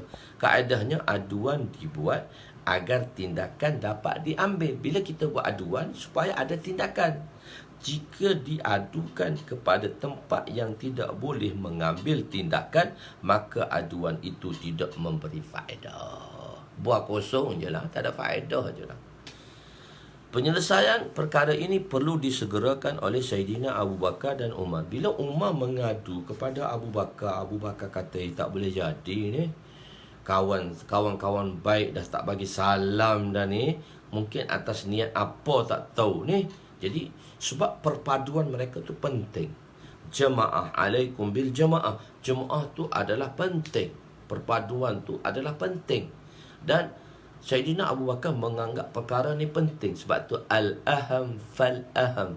Bila ada masalah yang paling penting mesti diselesaikan dahulu. Bukan masalah kecil-kecil ni. Dalam jemaah tu dia duk bergolak tau. Dia nak selesai masalah luar orang. Mana boleh. Jemaah tu dah bergolak dah. Dia nak selesaikan masalah orang. Masalah yang paling penting dalam jemaah tu kena selesai dulu. Baru dia boleh selesai orang. Dia duk bergolak. Dia masalah dia pun tak selesai. Sama dia duk bergolak. Macam mana nak menyelesaikan masalah orang? Jadi penting. Jadi sahabat ni kata, tak boleh. Ni semua sahabat in front line ni, in front semua ni. Sahabat yang berada di depan ni, front line belakang ni. Orang dah duduk depan ni. So kita kena selesai dulu. Jadi Saidina Umar dan Saidina Abu Bakar menganggap ini penting. Masalah ni penting. Kena selesai dulu. Kenapa Osman jadi macam tu? Macam tu. Jadi mereka berdua, Saidina Abu Bakar, Saidina Umar. Bila pengaduan dibuat oleh Umar pada Abu Bakar, Saidina Umar dan Saidina Abu Bakar datang jumpa Saidina Osman. Selesai masalah dalaman. Dah murtad ni, orang dah banyak dah. Selesai masalah dalaman dulu. Selesai masalah jemaah dulu. Jangan duduk selesai, duduk habis nak buat orang ni. Dia tak selesai. Sebab tu jadi gaduh meletup. Begitu. Tak selesai masalah. Selesai masalah sebab semua orang tak nak menyelesaikan. Sahabat mereka mencari kelemahan dalam diri sendiri, barulah penyelesaian itu dibuat. Sekarang orang, kenapa bila sesuatu kumpulan dia ada masalah, dia tak boleh selesai masalah? Sebabnya ada ego. So ego ni perlu dibuang. Ego ni perlu buang. Ego kita besar ni, kena buang ego. Masing-masing datang jangan dalam bentuk ego. Jadi kena tundukkan, kena rendahkan hati dengan memberi kata-kata yang baik. Kena tunduk hati kita, memberi kata-kata yang baik. Tunduk hati. Jadi macam mana sahabat? Mereka buang ego mereka dan mereka menyelesaikan masalah ni. Dan Saidina Abu Bakar kata, ini masalah penting ni. Masalah ni kena selesai dulu ni. Saidina Abu Bakar dan Saidina Umar kerana disegerakan. Penyelesaian kepada perkara ini disegerakan oleh Saidina Abu Bakar dan Saidina Umar. Orang nombor 1, orang nombor 2 ni. Nak selesai dengan orang nombor 3 ni. Dia orang nombor 1, nombor 3 lah. Nombor 1, nombor 3 nya. Tuan-tuan faham sendirilah. Nombor 1, nombor 2, nombor 3 nya nak selesai masalahnya ni. So nombor 1 tak boleh nak bagi masalah, nombor 2 tak boleh nak selesai satu sama lain. Ego macam mana nak selesai masalah?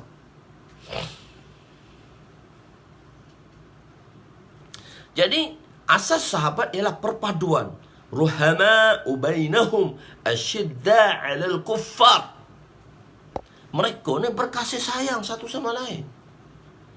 Oleh itu jika ada perkara yang boleh menyebabkan berpecahnya perpaduan, itu ia perlu diselesaikan dengan segera. Tak kisahlah kita dalam company ke, kita dalam jemaah ke, kita dalam syarikat ke. Tuan-tuan, bila ada masalah hak besar tu, masalah perpecahan tadi. Jika ada perkara yang boleh menyebabkan perpecahan, tak puas hati dengan orang ni, tak puas hati dengan orang ni, ada perpecahan, maka perpaduan itu adalah penting. Berpecahnya perpaduan, boleh berpecahnya perpaduan, kesatuan, ia perlu diselesaikan dengan segera. Selesai pun masing-masing cari kelemahan masing-masing, bukan masing-masing menegakkan benang yang basah. Bahkan demi Allah, Saidina Umar telah bersumpah. Jadi ni saya ambil benda-benda short-cut saja. Jadi dua ni bagi salam. Bila dua ni bagi salam, Saidina Uthman pada masa tu jawab salam. Maka Saidina Abu Bakar tanya Saidina Uthman, apa yang menyebabkan tak jawab salam saudara tuan, saudara kamu? Dia panggil akhi, saudara. Kenapa tak jawab saudara kamu? Uthman tak jawab saudara kamu, salam saudara kamu Umar. Jadi Uthman mula-mula dia nafikan. Dia kata, saya tak buat macam tu. Saya tak buat macam tu. Dan saya tak buat macam tu. Maknanya bila Umar bagi salam, saya tak buat macam tu. Saya tak buat macam tu. Tapi Umar bersumpah, demi Allah, aku lalu kat engkau, aku lalu depan tuan, saya lalu depan tuan, dan saya bagi salam, tuan tak bagi salam pada saya. Dia kata, demi Allah. Sayyidina Umar dia bersumpah. Kita ni kadang-kadang bersumpah aja tapi tak betul. Sayyidina Umar bila sumpah tu benda besar. Wallahi demi Allah, aku dah bagi salam pada kau. Jadi Uthman tengok, dia cepat cari penyelesaian, tahu tak? Kawan tu dah bersumpah tu, aku tak dinafikan, dia tak bagi salam. Kawan tu dah bersumpah tu, kalau bersumpah tu memang benar lah tu. Maka Uthman mencari kelemahannya, menundukkan egonya tadi. Mula-mula dia tak ego, dia tak tahu. Dia kata mana Umar buat macam tu pada saya. Tapi bila Umar kata, saya bersumpah, demi Allah saya bagi salam, maka Uthman mencari jalan penyelesaiannya. Dia kata, benar kata tuan. Jadi bahkan demi Allah, Umar kata, Sayyidina Umar, demi Allah, di sini Sayyidina Umar telah bersumpah. Sayyidina Uthman tidak menafikan sumpah Sayyidina Umar, tapi menafikan kesedarannya. Tadi dia kata tak bagi salam sebab benda tu tak dihadapkan lagi problem tadi. Mana? Saya tak buat macam tu, dia kata.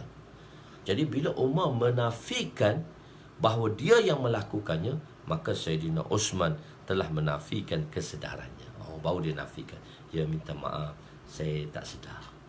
So dia rendahkan diri, rendahkan apa ni? Rendahkan hati.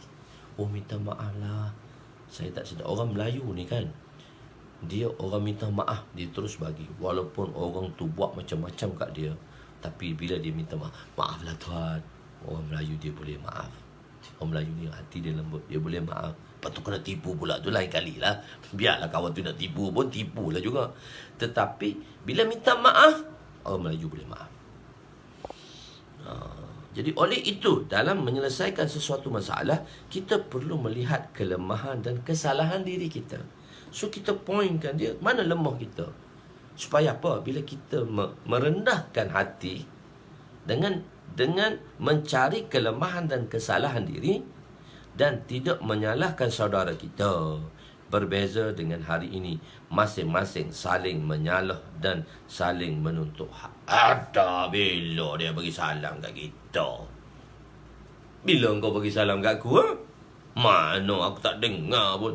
So tak ada cari penyelesaian, tak solvekan problem tadi. Berbeza dengan sahabat yang paling memberi hak satu sama lain. Sebab tu kita panggil ikramul muslimin. Ikramul muslimin ni menunaikan hak saudara lebih daripada hak kita. Mengutamakan hak saudara. Sebab tu dalam tabligh kita ada sifat keempat, ikramul muslimin. Ikramul muslimin ni kita nak muliakan saudara kita lebih daripada diri kita. Sayyidina Osman telah membenarkan ilmu yang ada pada Sayyidina Abu Bakar. Jadi Sayyidina Abu Bakar kata, mungkin kamu tak jawab tu sebab duk fikir satu benda lah kot. Dia kata, ya, saya sedang memikirkan satu benda, iaitu saya terlupa nak tanya Nabi selepas sehingga Nabi wafat, apakah kalimah, apakah perkara dulu yang boleh memberi kejayaan kepada seseorang, yang menyelamatkan seorang itu daripada kekal dalam neraka buat selama-lamanya jika dia berdosa. Kalau orang tak berdosa, dia masuk first intake lah. Kalau orang berdosa, dia masuk second intake lah. Tapi tak mengekalkan seorang itu mukhallad finnar, tak mengekalkan dan menyelamatkan seorang itu daripada neraka. Apa tu? Sayyidina Osman telah membenarkan ilmu. Maka Abu Bakar kata, aku sempat bertanya. Jadi sekarang orang berilmu, sama berilmu. Ajib. Macam mana penghormatan Sayyidina Osman kepada Abu Bakar. Sayyidina Abu Bakar. Tuan, kalau satu orang tu dia pandai, kalau tuan-tuan ni pandai, tuan-tuan ada PhD dalam bahagian apa, tuan-tuan pandai, kadang-kadang kita susah nak menerima kepandaian orang. Sebab kita susah nak menerima kepandaian orang. Misalnya satu orang tu dia ada PhD, dia hebat lah, dia PhD dah hebat. Dia susah nak menerima satu kepandaian satu orang veteran, hanya dia ada bachelor saja. Tak boleh terima. Aku PhD, mana aku boleh terima engkau? Dia nak mengiktirafkan seorang tadi, kita susah nak mengiktirafkan seorang. Jadi ulama-ulama dahulu, mereka meraihkan dan mengiktirafkan ilmu masing-masing. Orang ni dia dah bidang ni, orang ni bidang ni. Sebab itu mereka tidak ego, mereka mencari jalan penyelesaian. Dia kata tak, dia bukan pengaruh. Bukan kalau kita belajar dengan satu guru, maka guru tadi mempengaruhi anak murid, jangan belajar dengan orang lain, belajar dengan dia je, orang lain tak betul. Salah, benda tu salah. Belajarlah. Belajar ni tempat banyak kena belajar. Kita raihlah satu sama lain, kita tunduk. Sebab tu ulama-ulama yang orang-orang ulama-ulama yang arif billah, mereka tunduk satu sama lain, tidak ego. Mengiktirafkan ilmu orang penting. Kadang-kadang kita nak iktirafkan ilmu orang tu susah. Kalau kita tu hebat daripada orang tu, kalau kita tu hebat daripada satu orang tu, kita susah nak mengiktirafkan ilmu yang ada pada dia. Mengiktirafkan ilmu orang tu satu kemuliaan. Orang tu Masya Allah, kita iktirafkan ilmu dia, kita tak pandang rendah pada dia. Itulah kita kena tundukkan ego kita, kita kena tundukkan hati kita. Kan? Sayyidina Osman telah membenarkan. Macam mana dia melakukan membenarkan? Kuntu ikraman lahu. Maf'ul li ajlih. Lahu lam tu maf'ul li ajlih. Kuntu ikraman lahu. Daku berdiri kepadanya. Daku berdiri. Lahu, untuk seorang itu, ikraman. Kuntu ikraman. Daku berdiri sebab daku memuliakan dia. Daku berdiri sebab daku memuliakan dia. Jadi beginilah sebab itu bila ulama-ulama datang, kita bangun untuknya. Allah buat macam Nabi dia tu, mulianya dia tu. Budak-budak dia tu macam sembah tu Tok Guru tu. Tak, kita tak sembah. Kita berdiri tadi sebab kita memuliakan dia. Kadang-kadang orang dunia, sebab tu orang dunia dia tak boleh terima orang dalam dunia ilmu ni. Kita begitu menghormatinya seorang ustaz, kita menghormati ustaz. Apatah lagi ustaz-ustaz orang, ustaz kawan-kawan kita, kita mengiktiraf dia dan kita menghormati dia. Dan kita sebab tu bila kedatangan, bila orang-orang besar datang, biasa orang faham lah, bila orang-orang besar datang semua berdiri untuk dia. Untuk orang dunia orang faham. Tapi bila orang agama, dia datang kita buat dondo je. Orang masjid buat dondo je. Buat dondo je. Mulialah. Apa salahnya kita memuliakan saudara kita? Seorang Islam pun kita mesti muliakan dia. Dengan kawan-kawan rakan sepeusaha, kita muliakan orang. Jangan kita tak muliakan orang. Kita muliakan ustaz-ustaz. Kita muliakan para ulama. Mungkin dia ada kurang senang dengan jemaah. So kita muliakan dia. Kita kena muliakan dia. Kita muliakan seseorang. Dengan kita tundukkan ego kita, kita muliakan seorang, Allah akan muliakan. Man tawadha'a lillah rafa'ahullah. Siapa yang tawadhu' rafa'ahullah, Allah SWT akan tinggikan darjatnya. Jadi jadi mengiktiraf. Jadi dia mendiri Osman ni kerana dia mengiktiraf kefahaman yang ada pada Sayyidina Abu Bakar, orang yang fastabaqul khairat, orang yang mendahului. Dia bangun selalu.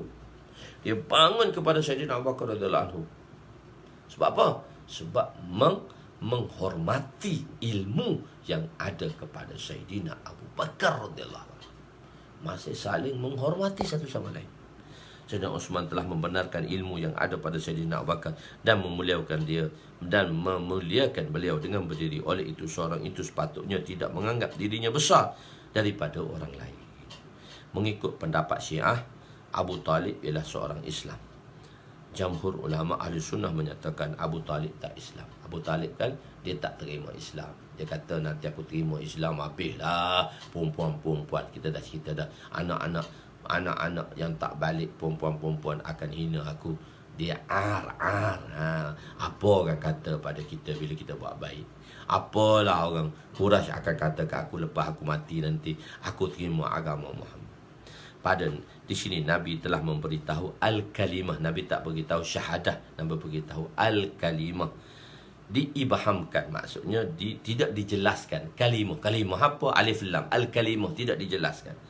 Percakapan begini kita namakan dia kinayah. Dia itu satu bahasa kinayah. Bahasa kinayah ni dia perlu ada siap dan sabak. Dia perlu ada kinayah. Bila kinayah tu dia perlu ada lah yang orang panggil apa ni, untuk kita faham kinayah tadi. Dia ada istilah tu saya terkeluar dah. Dia ada qarinah, dia ada tanda lah. Bila sesuatu kinayah mesti dia ada tanda. Mesti dia ada tanda. Bila dia kena ada qarinah. Qarinah ni tanda. Tanda dia, bahasa itu tanda dia. Kadang-kadang kan kita guna bahasa kinayah. Kinayah ni. Jadi kinayah digunakan di sini untuk besarkan. Dan kinayah ni juga dalam kita belajar nahwu, dia untuk ta'zimkan. Kita tak menyatakan dengan jelas. Kita tak menyatakan dengan jelas. Sebab apa? Semua satu-satu tu semua orang tahu dah kalimah apa lagi. Kalimah syahadah lah, kalimah tauhid lah. Walaupun perkataan je lah, kalimah syahadah dan kalimah tauhid lah. Dan Nabi melakukan perkataan al-kalimah tu sebagai kinayah dan nak membesarkan benda tu. Jadi ulama fiqh ajib, kefahaman mereka lain. Jadi maka di sini bangkit usul fiqh di sini, bangkit dalam masalah fiqh. Apa masalah fiqh? Berdasarkan ini mengikut pendapat mazhab Hanafi, talak dengan lafaz kinayah menyebabkan talak bayyinah, tapi perlu ada niat, bukan dengan lafaz sarih. Okey, dia ada dua talak. Talak sarih dengan lafaz yang terang. anti talikun. Aku dah talak kau. Aku dah cerai kau. Aku dah cerai kau. Itu dipanggil talak soreh, dengan bahasa jelas. Aku dah cerai kau, aku talak engkau, aku cerai kau. Itu bahasa soreh. Okey. Dan satu lagi, pergilah kamu daripada sini. Pergilah kamu daripada rumahku. Seorang isteri mesti duduk di rumah suami. Maka suami kata kat isteri, kan dua tugas isteri. Duduk di rumah suami dan melayani suami. Dua tugas kita telah bincangkan dulu. Hak lain tu semua tugas suami. Okey. Jadi berkata suami kepada isterinya, pergilah kau daripada rumahku. Dia tak jelas, dia tak kata aku talak kau, aku anti talikun, aku cerai kau. Dia tak kata macam tu. Itu lafaz soreh dalam bahasa kita lah. Aku talak kau, aku cerai kau. Dalam bahasa Arab anti talikun. Jadi kau pergilah. Jadi dia kata kau pergi daripada rumah ni. Itu lafaz kinayah, simbolik. Kinayah dipanggil simbolik. Maka bila talak itu, talak dengan perkataan simbolik, kinayah, dia perlu ada niat. Dia perlu ada niat.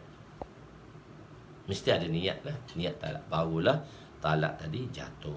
Bila jatuh dengan niat tersebut, maka bagi mazhab Hanafi, talak itu dipanggil talak bayyinah. Talak bayyinah apa maksud dia? Maksudnya talak tu bila selepas jatuh talak, maka dia tak boleh rujuk lagi. Dia kena kahwin balik. Dia kena kahwin balik. Bila kahwin balik, dia kena ada saksi lah. Dia kena ada wali dan saksi. Tidak kepada rujuk. Itu dalam mazhab Hanafi. Ini masalah mazhab Hanafi. Tapi mazhab kita, dia tetap juga talak. Dia tetap talak raj'i. Talak raj'i boleh dirujukkan lagi lah. Kalau talak satu, kalau talak lebih pada satu dah, lebih pada tiga, tak boleh nak rujuk lah. Maknanya dia bayyinah tu, dia kalau bila dipanggil talak raj'i, talak raj'i ini boleh lagi untuk kita rujuk kembali. Boleh rujuk kembali dengan lafaz rujuk, iaitu kembalilah kamu pada saya. Bagi mazhab Imam Syafi'i, rujuk tu mesti kena ada lafaz. Kalau bagi mazhab Hanafi, tak ada lafaz pun tak apa, ada harakat, tapi mesti ada niat. Apa maksud ada harakat? Bila dia bersama dengan isteri dia selepas dia talak, dia bersama dengan isteri dia talak dengan niat untuk rujuk, maka sudah dikira rujuk. Tapi itulah rujuk ni milik ni perkara lain. Rujuk ni adalah milik suami. Tapi kita kan ada perundangan Islam. Kita ada mahkamah syariah dan kita ada perundangan keluarga Islam. Kenapa perlu, saya dah jelaskan dulu. Kenapa kita wujudkan perancang keluarga Islam ni, perundangan keluarga Islam. Perundangan suami. Betul, kalau satu orang suami tu dia talak isteri dia, so dia boleh rujuk bila-bila dia suka, sebab hak rujuk tu di tangan suami. Tetapi bila kita pergi ke mahkamah dan bila adanya ni perundangan keluarga Islam tak membenarkan suami rujuk tanpa redha dan tanpa keredaan daripada isteri. Orang kata, kita belajar fiqh boleh dah, kita rujuk je, hak suami. Itu orang salah faham. Kita ada undang-undang kekeluargaan Islam. Undang-undang kekeluargaan Islam ni dia nak balance, tahu tak? Dia nak balance. Sebab apa dia nak balance? Sebab dia nak jaga penghormatan wanita supaya dia tidak dianyanya. Nak menjaga seseorang yang dianyanya lah. Biasanya yang dianyanya tu wanita lah. Kadang-kadang berlaku juga yang dianyanya tu adalah pihak lelaki yang dianyanya. Tapi kebiasaan ghalibnya wanita lah dianyanya di dalam masalah ni. Jadi adanya undang-undang kekeluargaan Islam. Dalam undang-undang kekeluargaan Islam dia nak balance sikit. Dia kata rujuk suami, walaupun fiqh kata boleh rujuk, bila-bila masa boleh rujuk, sebab hak rujuk tu pada suami. Hak rujuk tu pada suami. Tuan-tuan dengar perundangan Islam di Radio IKIM, sedap tu hakim tu selalu cerita. Saya selalu dengar. Dia hari Rabu rasa saya Rabu malam tu pukul 10 malam tu sampai pukul 11. Satu hakim tu dia cerita tentang undang-undang perundangan Islam. Tuan-tuan tengok balik hari apa saya tak perasan dah.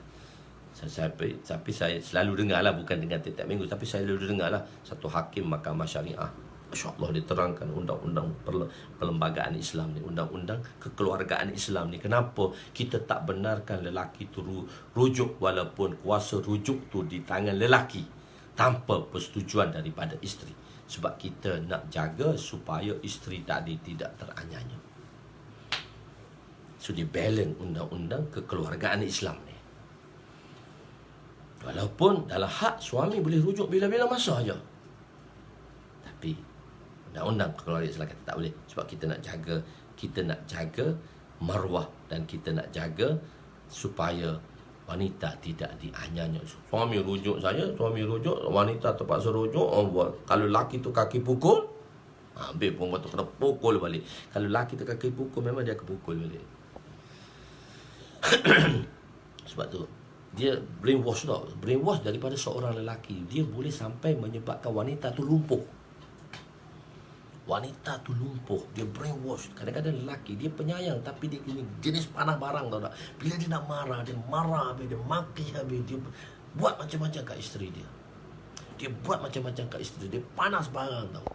Lepas tu dia rasa Allah menyesal pula. Jadi untuk nak lindung wanita daripada orang macam ni, satu wanita dia tak boleh dia suami dia sangat sayang pada dia.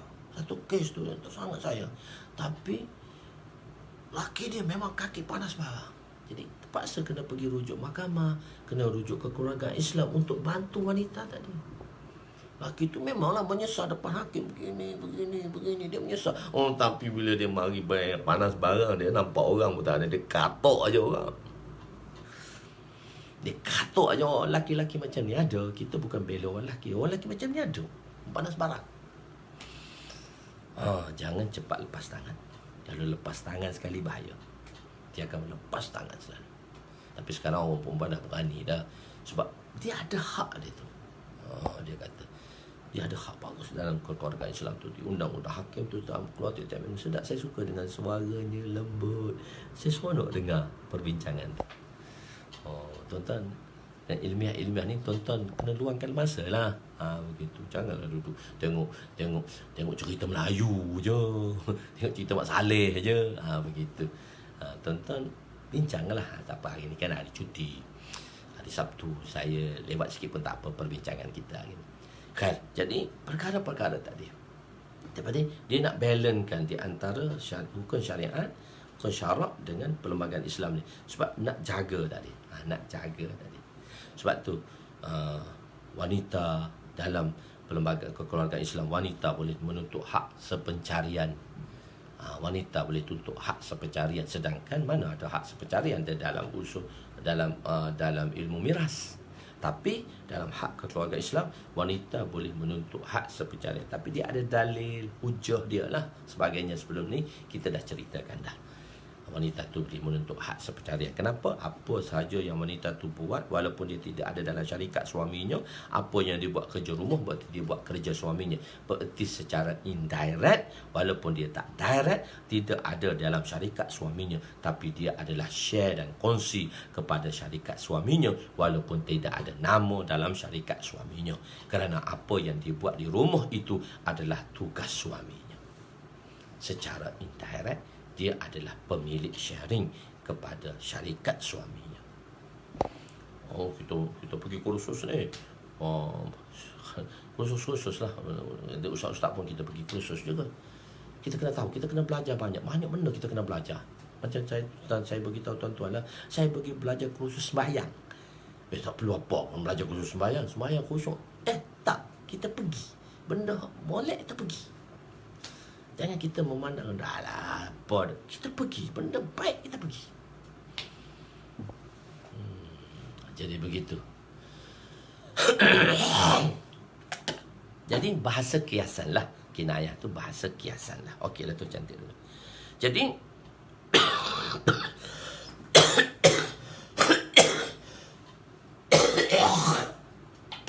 itu bahasa kiasan. Okey. Jadi jadi bagi, kalau dia kata pergilah kamu daripada sini, maka dia talak dengan talak bahasa kinayah, bahasa kiasan. perlu ada niat, maka jatuhnya talak tadi. Dan walaupun jatuh talak satu, tapi sudah jadi bayyinah, maksudnya dia tidak boleh rujuk, dia kena nikah balik, dia kena ada wali, dan dia kena ada saksi. Tapi bagi kita mazhab Syafi'i, dia juga talak raj'i, bukan talak bayyinah. Itu nak beritahu talak bayyinah. Kenapa Imam Abu Hanifah mengatakan talak kinayah, talak kiasan adalah talak bayyinah, bukan talak raj'i. Kita tetap talak raj'i, boleh lagi rujuk. Nak beritahu sebab apa perkataan kalimah tadi. Tengok mana hadis cerita tentang kalimah sahaja, tapi macam mana ulama ajib kan, special ulama ni, ala ra'si wal ain, ulama dulu dia boleh sabitkan hukum fiqh di situ. Mana kita tahu, macam mana kita nak faham, mereka ni faham. Allahu akbar. Berdasarkan ini, mengikut pendapat mazhab Hanafi, talak dengan lafaz kinayah menyebabkan talak bayyinah. Itu perlu ada niat. Talak tu kena ada niat lah, bukan lafaz sharih. Talak dengan lafaz sharih menyebabkan talak raj'i. Misalnya talak dengan lafaz kinayah perlu ada niat padanya. Seorang lelaki telah berkata kepada isterinya, pergilah kamu kepada rumah isteri, daripada rumah saya. Jadi niatnya, maka ia akan menjadi talak bayyinah, kerana kinayah adalah tafkhim, untuk membesarkan dan memberi penekanan. Sebab itu dalam mazhab. Tapi kadang-kadang satu orang tu kan, lepas tu dia orang pergi dijumpa hakim, dia melihat kepada bila masalah ni, adakah jatuh talak tak jatuh talak, maka hakim akan tanya. Ada satu kes tu hakim tanya, macam mana?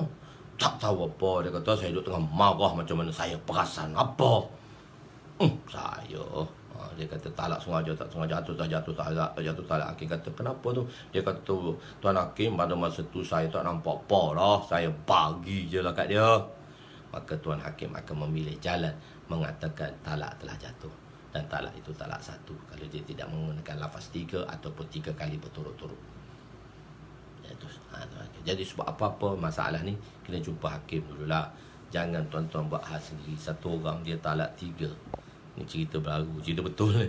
Dia talak 3 isteri dia. Ada pendapat mengatakan dia talak 3 sekaligus. Dia kata ada orang kata, jatuh satu je, dia gila talak balik tu. Dia Cina buta. Kita panggil halalah. Dalam bahasa Arab kita panggil halal lah. Bahasa Melayu dia panggil Cina buta. Dia gila talak lah, dia talak 3. Maka dia pun cari orang lah. Dia kata, saya talak isteri saya dengan talak 3. Talak 3 serentak. Ada orang kata jatuh satu, tak jatuh satu. Kenapa jatuh satu? Jadi dia pun telefon saya, Ustaz, jatuh satu ke jatuh 3? Saya bunyi bising. Saya kata, tuan duduk kat mana ni? Dia kata, depan qadi. Astaghfirullahalazim. Nasib baik aku tak jawab. Tidak, tak boleh cari makan lah saya. Dia tersempit depan qadi. Qadi putus dia talak 3. Dia kata ada satu orang ustaz, saya dengar ustaz tu kata jatuh satu. Lepas tu dia telefon saya pula tu masa tu. Saya tak pernah jumpa dia. Dia dengar daripada kawan-kawan ni, ustaz ni kata jatuh satu. Kita ada perbincangan, tapi mazhab kita jatuh 3. Tapi dia dengar macam tu. Orang kan bila tersempit, melepas anjing yang tersempit, dia gigit kita. Matilah kena gigit. Jadi saya tanya dia, tuan kat mana ni?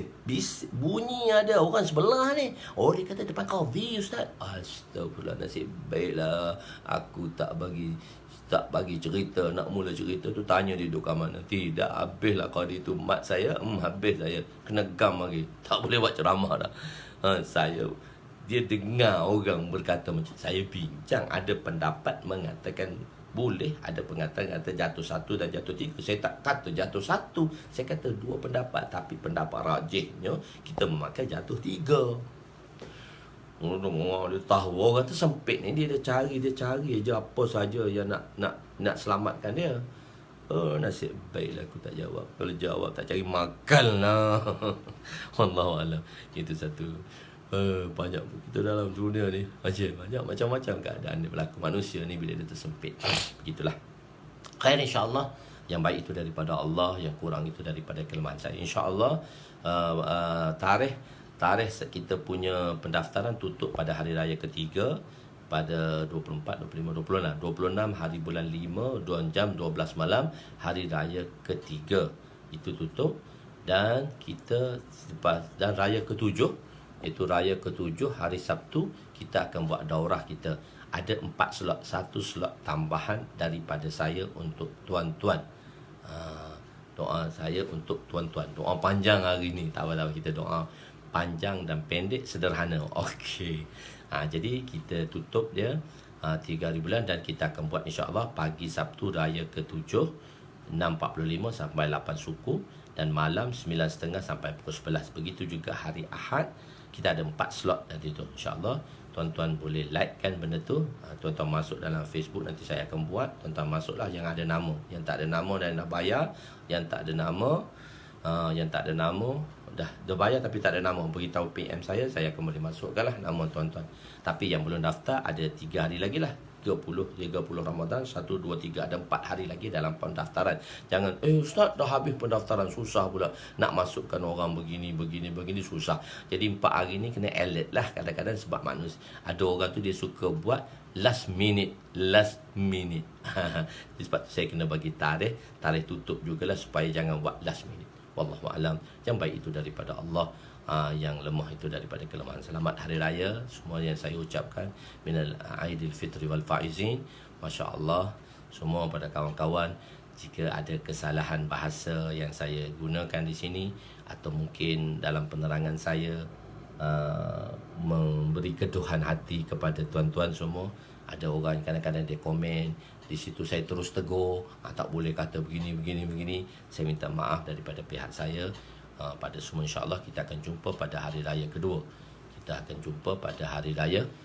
Insya-Allah pada hari kedua, ketiga, empat, kelima dan keenam. 2, 3, 4, 5, ke 6 kita masih berjumpa dalam umum lagi di Facebook saya, iaitu Midrajul Fawatih, insya-Allah. Sebab tu kita hari raya kita rest sehari lah. Kita raya rest sehari. Boleh insya-Allah. Wallahu a'lam. Selawat 3 kali tuan-tuan, kita akan doa. Allahumma salli ala sayyidina Muhammadin wa ala ali sayyidina Muhammad. Allahumma salli ala sayyidina Muhammadin wa ala ali sayyidina Muhammad. Allahumma salli ala sayyidina Muhammadin wa ala ali sayyidina Muhammad. Bismillahirrahmanirrahim. Bismillahirrahmanirrahim. Alhamdulillahirabbil alamin.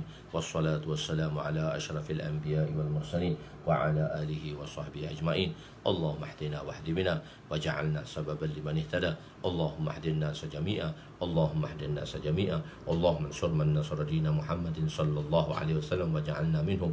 Allahumma faqihna fid din wa 'allimna at-ta'wil wahdina ila sawa'i sabil. Allahumma innaka 'afuwwun karim.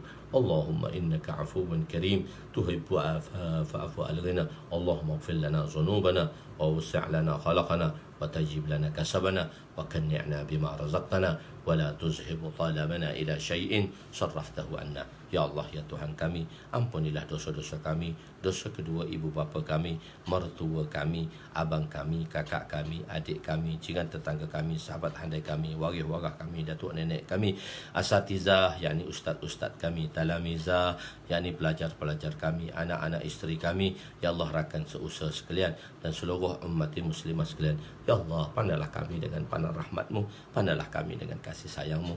Ya Allah, Ramadan hampir meninggalkan kami. Ya Allah, tetamu istimewa akan meninggalkan kami. Ya Allah, berakhirlah Ramadan, maka ampunilah dosa-dosa kami. Ya Allah, jangan kamu singkir dan mahrumkan kami daripada pengampunan-Mu, ya Allah. Ya Allah, kami mengharapkan pengampunan-Mu. Kami mengharapkan pengampunan-Mu.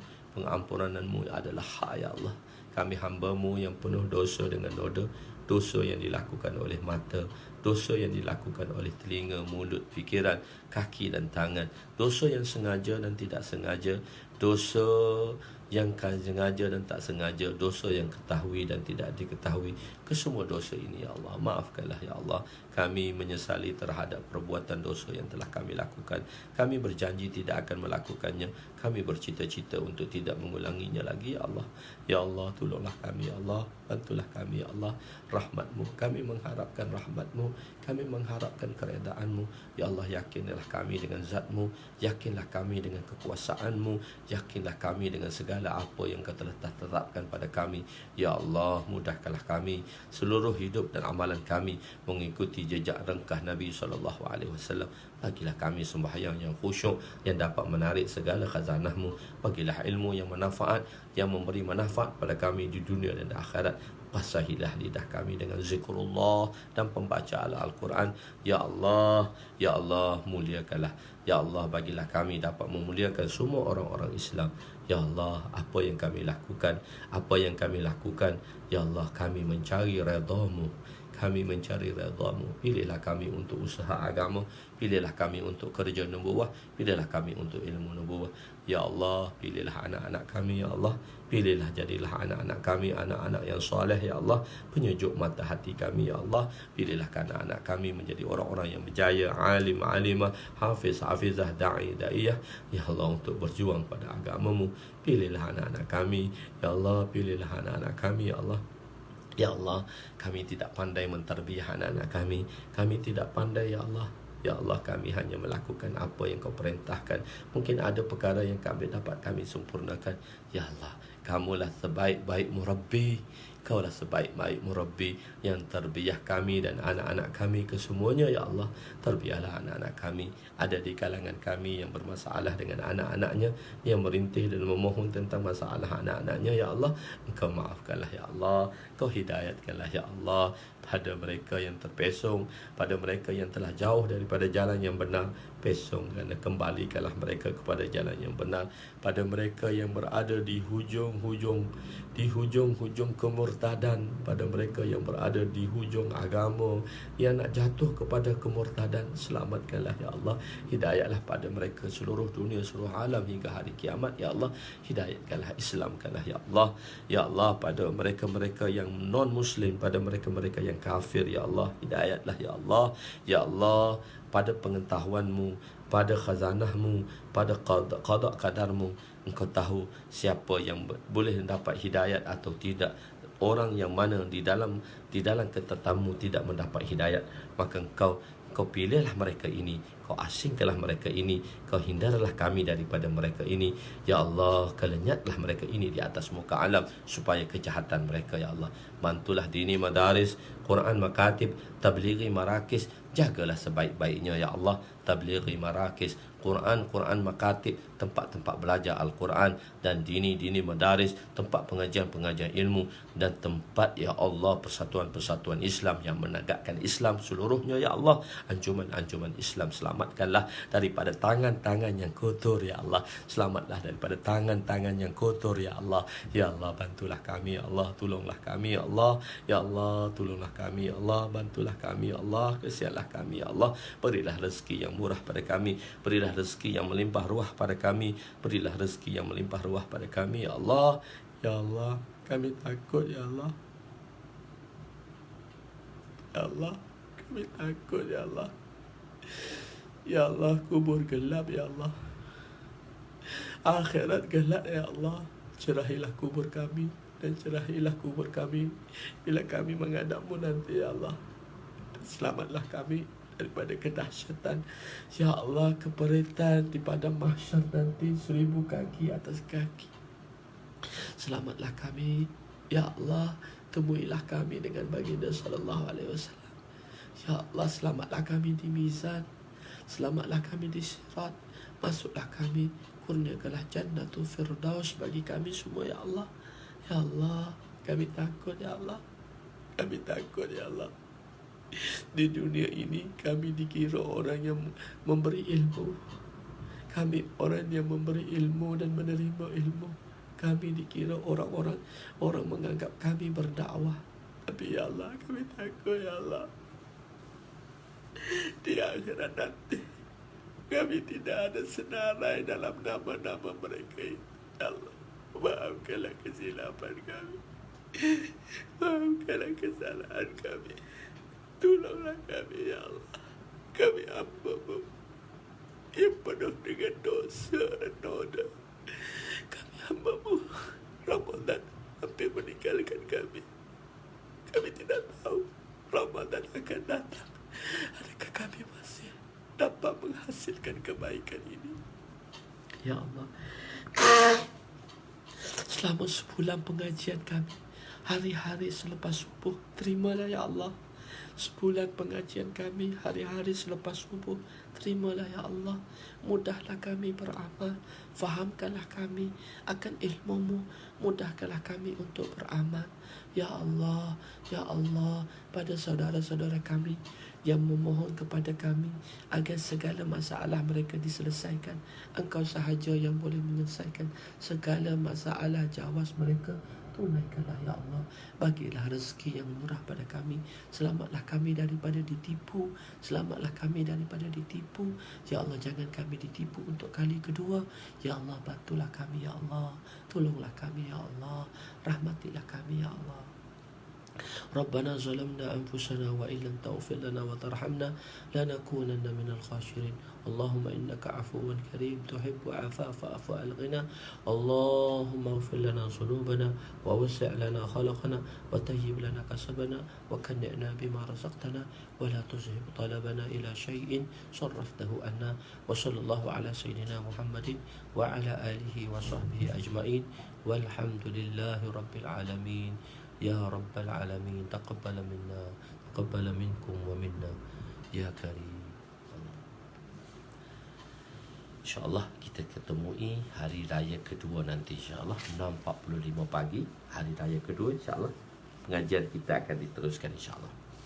Dan daurah kepada siapa yang jangan buat kerja last minute, daftar segera, insyaAllah, untuk kita menghadapi pengajian daurah kita, insyaAllah. InsyaAllah saya minta maaf bagi pihak saya. Selamat Hari Raya Aidilfitri minal faizin. InsyaAllah Hari Raya Aidilfitri minal faizin. InsyaAllah semoga Allah SWT terima kita semua, insyaAllah. Barakallah. Assalamualaikum warahmatullahi wabarakatuh. Terima kasih sama-sama, insyaAllah. Sama-sama, terima kasih. Masya Allah. Moga Allah mudahkan kita semua dalam perancangan kita, insyaAllah. Bismillah.